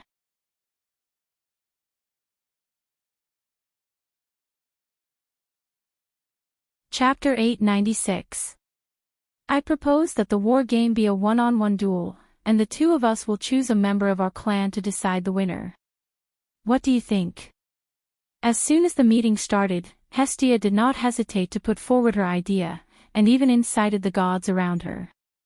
A one-on-one duel between children is the most exciting. You should also want to see it, right? Hearing Hestia's words, many of the gods nodded repeatedly. That's right, that's right. A duel is the most exciting. Letting Apollo's child gang up on a person or something like that will only spoil the fun. I also support this idea. Many of the gods expressed their approval, and they were all laughing. They were simply a bunch of guys who wanted to see the world in chaos. Of course, these gods did want to see the world in chaos. As long as it could bring them entertainment and excitement, no matter what it was, they would not hesitate to agree to it. Therefore, Hestia's speech in the aspect of entertainment and excitement would definitely be met with the gods who were eager for these things. If that's the case, then a duel without suspense would be even more boring, right? Apollo snorted and retorted without hesitation. That day, at the banquet, you all saw it. Although I don't know what extremely rare skill or magic was used, the child who was at most LV2 was indeed able to contend against Orly's ultimate weapon for a short period of time. If it was a one-on-one duel, even the best child in my clan would be defeated in an instant. You all saw the situation on the street that day. That's not interesting at all, right? Hearing this, the gods around seemed to have just remembered this matter and nodded one after another. That's true. A one-on-one duel is not interesting at all. If it was a one-on-one duel, the child in Apollo's clan would definitely be defeated in an instant. If the high-ranking children from Freya's clan and Loki's clan come out, it will be very exciting. That's right. Why don't we let Freya and Loki's clan and the child play a war game? That's a good idea. As they chatted, the topic was diverted by the excited gods to their grandma's home. In any case, I'm definitely against a one-on-one duel. Apollo pulled the topic back. Since this is a war game between the family clan and the family clan, then we should throw in the members of the two family clan. I suggest that we let the two family clan engage in a strategic battle for the position. Whoever grabs the position first will be considered the winner. What do you think? How is that possible? Hestia slammed the table and stood up. Then wouldn't it be impossible for my clan tribe to win? We're the same, aren't we? Apollo shrugged. If it was a one-on-one battle, wouldn't it be impossible for my clan tribe to win? It's your fault for not having a master in your clan, Hestia said, a little annoyed. Who's to blame for not being able to bring out the full potential of your child? If that's the case, then I can also say that it's your fault for having so few people in your clan. Apollo retorted without backing down. Who can you blame for not having the ability to get more children to follow you? You, all right. You're so annoying. Loki slammed the table, his face full of impatience. Let's have all the gods here write down their own ideas. Then, we'll draw lots to decide. Loki's suggestion was approved by all the gods present. Hestia and Apollo could only shut their mouths in the face of such a fair proposal and nodded in agreement. After a while, a box was placed in the middle of the round table, and each god placed a piece of parchment on the table in front of them. Then, each god wrote down their own ideas on the parchment and began to collect the parchments. After rolling them into balls, they threw them into the box. Hestia wrote the words, duel, on her own piece of paper. Naturally, Apollo wrote the words, positional warfare, on his own piece of paper and put them into the box one by one. When the lot was ready, Loki stood up. Let me do it. Both Hestia and Apollo raised their eyebrows upon hearing this. You want to do it? Hestia looked at Loki suspiciously. You're not siding with Apollo, are you? After all, the relationship between Hestia and Loki was bad. Every god knew about it. Goddess Loki, you're not siding with Hestia's family, are you? Apollo asked with a fake smile. Everyone knows that you also want that child to join your family. Loki glared fiercely at Hestia and Apollo. Don't worry, I hate both of you equally, so I won't be siding with either one of you. After that, Loki ignored all the gods present and began to flip through the parchments in the box. All the gods present held their breaths.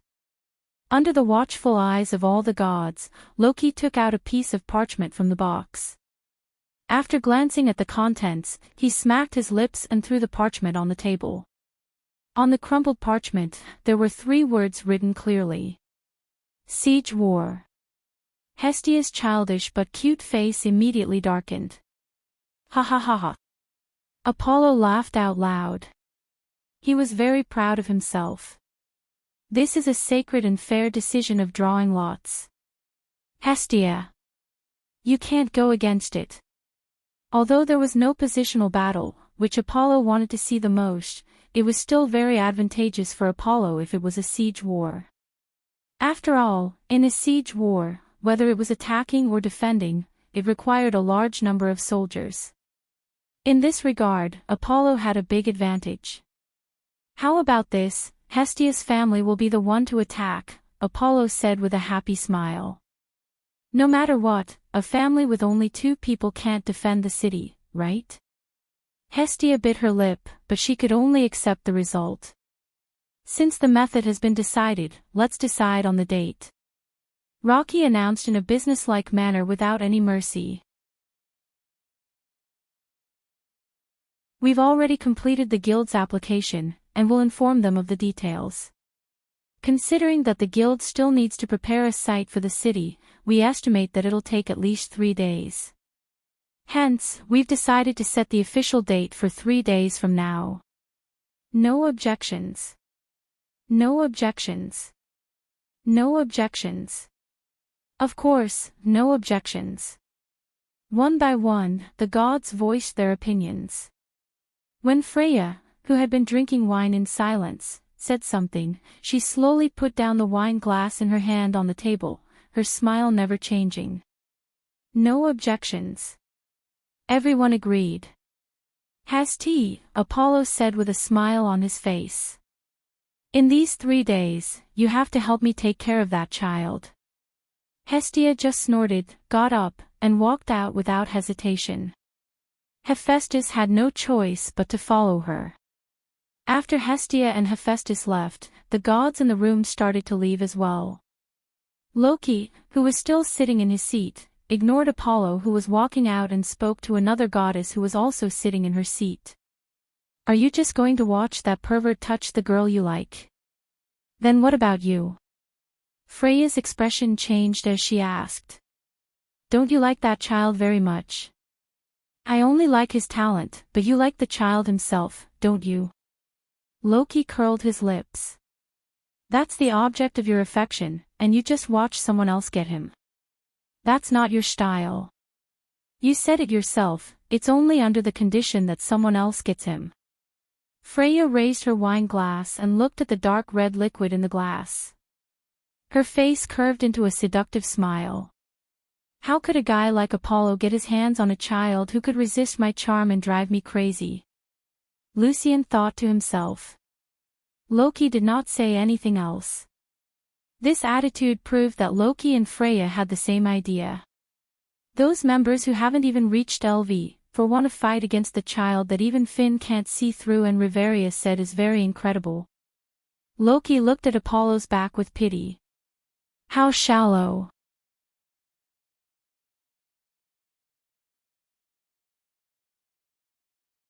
Chapter 897.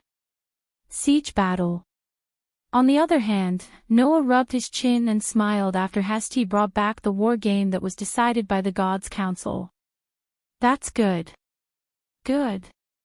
Hestia asked worriedly. That's a siege battle. The enemy will definitely send in a considerable amount of troops. Also, Apollo's spawn will be on the defending side. Can you really take down a city guarded by the elites of Apollo's spawn alone? One had to know that under normal circumstances, sieges were only used when there was no other choice. In order to take down an entire city, one would have to pay a huge price. After all, the attacking side needed a large number of siege weapons such as catapults, siege chariots, ballistas, and so on. They also needed to think of a way to break through the city gate and take down the city. On the other hand, the defending side not only had the absolute advantage, they also had the city as a barrier. A simple rain of arrows could cause a large number of casualties. Therefore, in a siege battle, one would have to prepare 3 times more troops and supplies than the enemy in order to take down the city. Although there was no gunpowder or cannonballs in this world, magic was not any weaker than gunpowder or cannonballs. Its power was even greater than that. So, as the one attacking the city, once Noah came to the bottom of the city, he would be bombarded with unimaginable magic and buried alive, right? In any case, a siege battle was too difficult for Noah. That was what Hestia and Baal thought. Commander, Baal mustered up his courage. Sure enough, let me fight. At least we can have one more person, you are a LV, one newbie adventurer. It's like nothing in a war, Noah declared mercilessly. I'll fight alone. This is something that has been decided. No one is allowed to object. After that, Noah stood up and walked towards the door. Hestia couldn't help but ask. Where are you going? The dungeon, Noah said without looking back. 3 days. I don't have the time to waste playing games with that disgusting god. I don't know how much time I have to improve. Hence, when Noah completely ignored the war game with the Apollonian spawn and entered the buried city for 3 days of training and killing time, the people in Eulalie's world had entered a lively atmosphere as if they were holding a festival. As the news of the upcoming war game between Hestia's clan and Apollo's clan spread out, almost every place was talking about the war game between the two clans. Basically, most people thought that Hestia's spawn, which only had 2 members, had no chance of winning against Apollo's spawn, which was hundreds of times more numerous. On the contrary, the gods seemed to be looking forward to an upset. They kept promoting how powerful Noah Doria was. As a result, even the ordinary people in Eulalia began to know that Noah had the strength to contend with LV7, and all of them became noisier. Under such circumstances, Apollo's spawn quietly left Eulalie. Not long ago, the guild had conveyed the location of the war game. Therefore, as the defending side, Apollo's spawn began to set off in advance to prepare in their own city. This time, the war game would take place in a ruin. It was a place built on a plain with no forests, no hills, and a walled city in the middle. Thousands of years ago, before God came to this world, in order to keep the cities and towns behind Eulalie away from the monsters that emerged from the big hole of the underground city without the Tower of Babel as a cover, or to stop them, they built a fortress near Eulalie. Although almost all of these walled cities had turned into ruins today, only this walled city was still more or less in use until a century ago, so it was still intact. This time, the war game chose this walled city as the battlefield. It took a day for 110 people belonging to Apollo's spawn to arrive here. These 110 people were almost all the members of Apollo's spawn that could be used. The rest of the people who didn't come were either support, novice adventurers, or other members who were in charge of clerical work and couldn't play an effective combat role. After arriving here, these people began to busy themselves with the repair work of the city wall, or the storage and allocation of spare weapons, items, food, and so on. It could be said that the preparations were complete. Obviously, even if the situation was very favorable to Apollo, the gods still didn't want to be overturned by unnecessary carelessness. Just like in the beginning, in order to get Noah, Apollo not only prepared to find trouble in the hotel, but also kidnapped Bear. From this point of view, Apollo did have some redeeming qualities. Thus, time gradually passed while Eulalia's gods and humans were bustling with activity, and Apollo's minions were quietly busy. 3 days passed in the blink of an eye. It took a whole day to set off from Eulalia to the location of the war game. The guild used 3 days to prepare the site. 1 day was used to prepare for Apollo's spawn, who were the defenders of the city.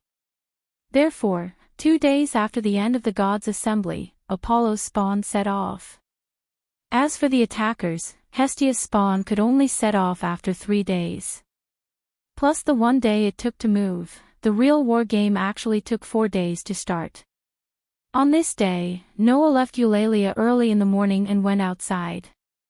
Here, a carriage had been prepared for a long time. Noah didn't even bring any luggage with him.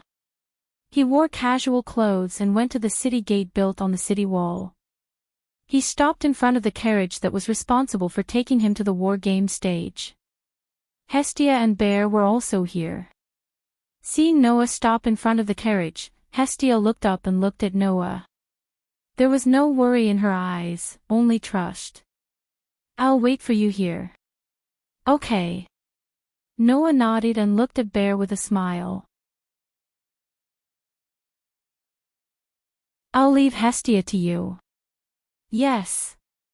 Bear replied loudly. "Good luck, leader." Noah smiled and waved at Hestia and Bear in a carefree manner. Then he got into the carriage. Through the window of the carriage, Noah looked at Belle and Hestia who were staring at him from the outside and said calmly, "Don't worry about it. Let's go back. It won't take long." Hestia and Belle seemed to be influenced by Noah's confident words.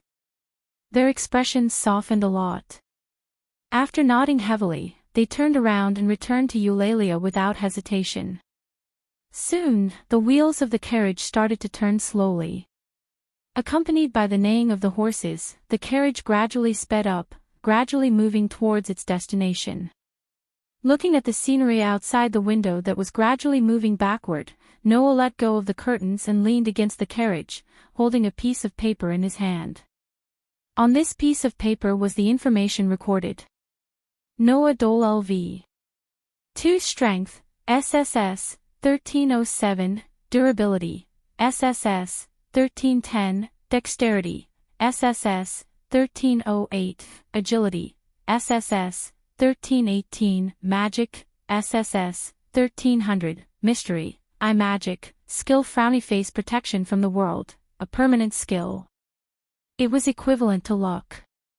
Events that were directly related to luck would eventually lead to the most favorable outcome. There were only 3 days. Within 3 days, Noah had once again upgraded all his ability points to the SSS level. If Ace and the others saw Noah's current ability points, they would be more than just surprised. Well, it's better than nothing. Noah opened the curtain and threw the paper out of the window, letting it fly with the wind. Looking at the flying recording paper and the scenery outside the window, Noah's lips curled into a cold arc.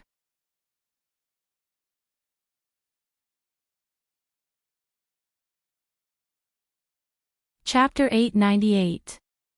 The streets were bustling. Today, Eulalia was several times livelier than usual. As if a festival was about to be held, all the taverns in Eulalia opened early in the morning. On the sides of the streets, in every corner, vendors began to set up their stalls. On the road, pieces of parchment used for propaganda were almost all over the walls of the buildings. They were used to promote the war game between Hestia's family and Apollo's family. It was precisely because of this exaggerated propaganda that Eulalia became as lively as a festival, turning a war game into an entertainment program for the citizens of Eulalia. Needless to say, there was no one else who would do such a thing, except for those gods who thought it was not lively enough. Thus, it was as if a grand football match was about to begin. After 3 to 4 days of publicity, almost all the adventurers chose to rest today. Some even opened gambling houses to display the purpose of entertainment incisively and vividly. Not only that, a stage was set up in front of the headquarters of the guild. A guild staff held a magic stone product that could be used as a microphone and made a loud and clear voice in the crowd below the stage. Hello, everyone. I am the broadcaster responsible for the live broadcast of this war game. Please take care of me. Although the guild forbade direct conflicts between family members, for a war game like this, the guild would generally work with merchants to promote it. By doing so, it could liven up the atmosphere of the city and turn the war game into a kind of entertainment performance, instead of giving people a feeling of indulgence in the private fights between the family clans, and bringing the ordinary citizens an uneasy feeling of underground fists. Another purpose was to be able to make a fortune like this, just like holding a festival. The propaganda of the gods played an obvious role, and the secret operation of the guild definitely helped a lot. In addition, such activities were used to show the strength of Eulalia to the world, like a demonstration, and attract talented and promising adventurers to this city. Most importantly, war games were also an extreme form of entertainment that the gods pursued. When the people in Eulalia were lively, the gods began to gather in the Tower of Babel. On the 30th floor of the Tower of Babel, most of the gods who looked forward to war games more than anyone else came here. Hestia and Apollo were among them. How is it? Apollo said to Hestia with his usual dazzling smile. That child should be ready to come to me, right? Of course, I'm ready, Hestia said as she glanced at Apollo. Get ready to defeat all of your children. Well, this is the only time you can force yourself. Apollo shrugged lightly. He didn't take it seriously at all. He just looked at the sky outside the window and said this. It should be about time, right? The war games will begin at noon. And now, it was almost noon. Loki, who was sitting at the head of the table, glanced at all the gods around him and said loudly, "Since it's almost time, let's begin."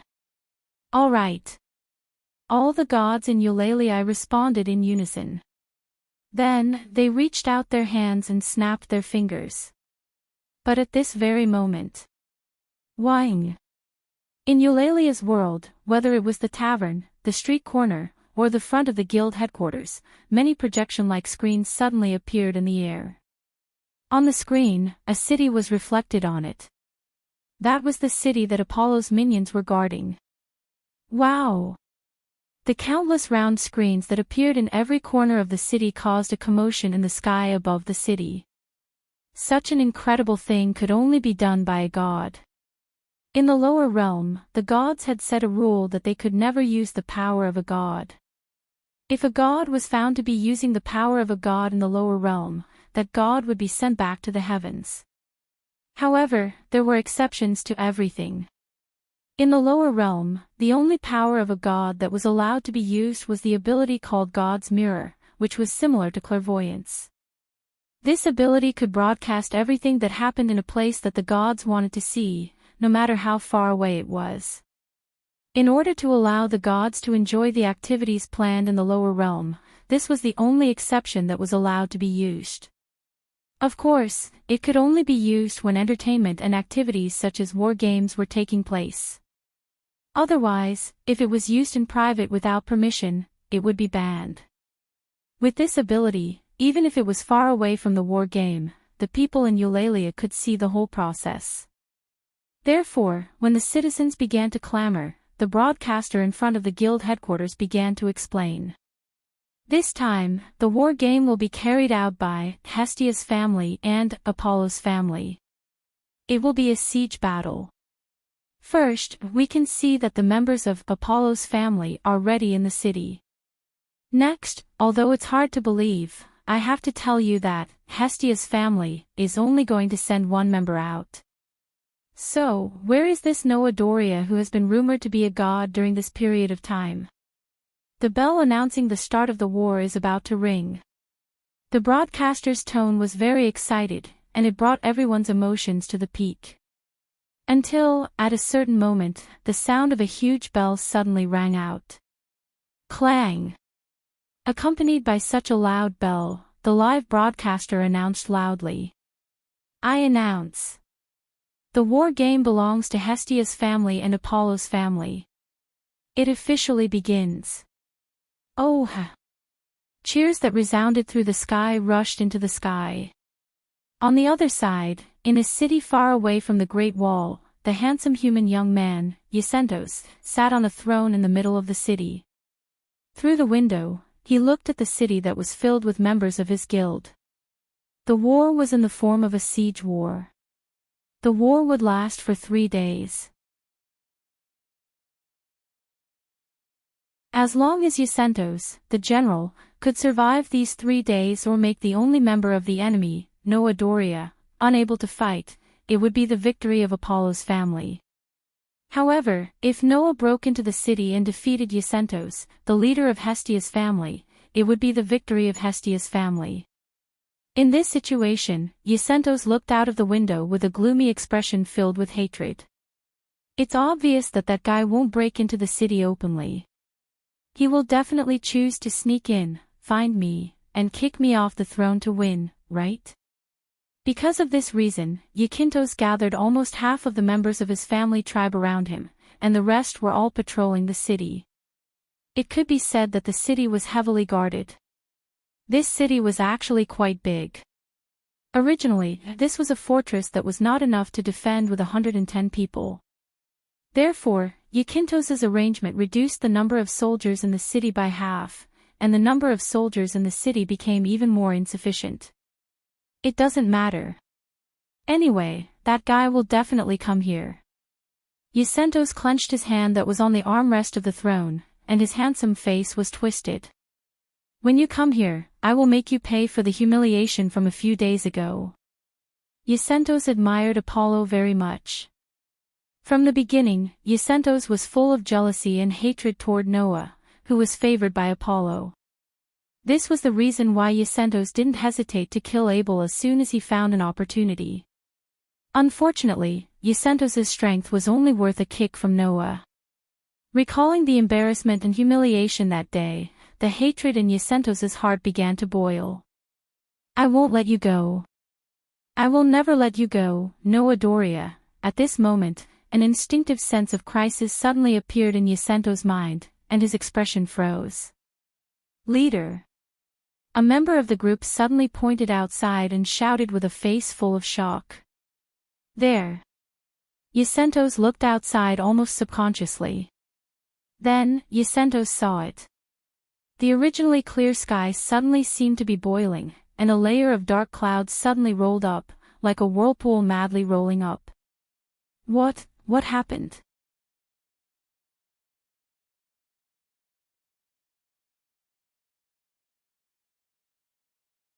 Chapter 899. Dang!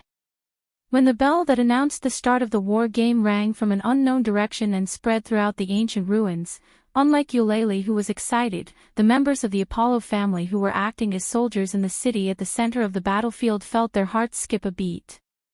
This time, the war game was in the form of a siege battle, and the battle time was set to be 3 days. Although there was only one opponent, and it was a bit of an exaggeration to say that he was alone, the opponent was able to fight head-on with the only LV-7 in Eulalia for a period of time, and he was able to kick the strongest leader of Apollo's minions, Jacinthus, around like a ball. Therefore, even if they had an unparalleled advantage in terms of numbers and terrain, these people who belonged to Apollo's clan were all nervous when they thought about the strength of the enemy. So the atmosphere in the city was immediately heavy. However, compared to the heavy and tense atmosphere in the city, the atmosphere on the city wall was quite relaxed. After all, the opponent is only one person. No matter how strong he is, he can't directly attack the city from the front, right? A group of archers who were standing guard on the city wall focused most of their attention on the vast plain outside the city. While observing the movement on the plain, they were actually talking to each other. There was almost no cover on the plain in front of the city. As long as there was no problem with eyesight, it was basically impossible to miss the movement on the plain. In addition, no one thought that Noah would be stupid enough to come from the front and attack the city gate directly. Therefore, the people who were responsible for guarding the city wall were the least pressured. The opponent will definitely find a way to sneak into the city and directly attack the leader. That's right. Otherwise, do you really want to rely on one person to attack the city? Only a fool would do that. The members of Apollo's clan who were guarding the city wall believed so. Well, maybe the opponent will use magic on the first day to test the thickness of the city wall. If he can use magic to break the city wall, then he should choose to attack the city from the front, right? But, unfortunately, we are archers. Yeah. Generally speaking, the power and range of the magic was proportional to the length of the spell that needed to be chanted. If it was the kind of magic that needed a very long chanting time, then the power of the magic would definitely be unimaginable. That level of magic was more than enough to burn down an entire forest. It was not impossible to use it to break through the city walls. However, the longer it took to cast a powerful spell, the greater the consumption of spiritual energy would be. When using magic, mental strength would gradually transform into mana as the incantation was chanted.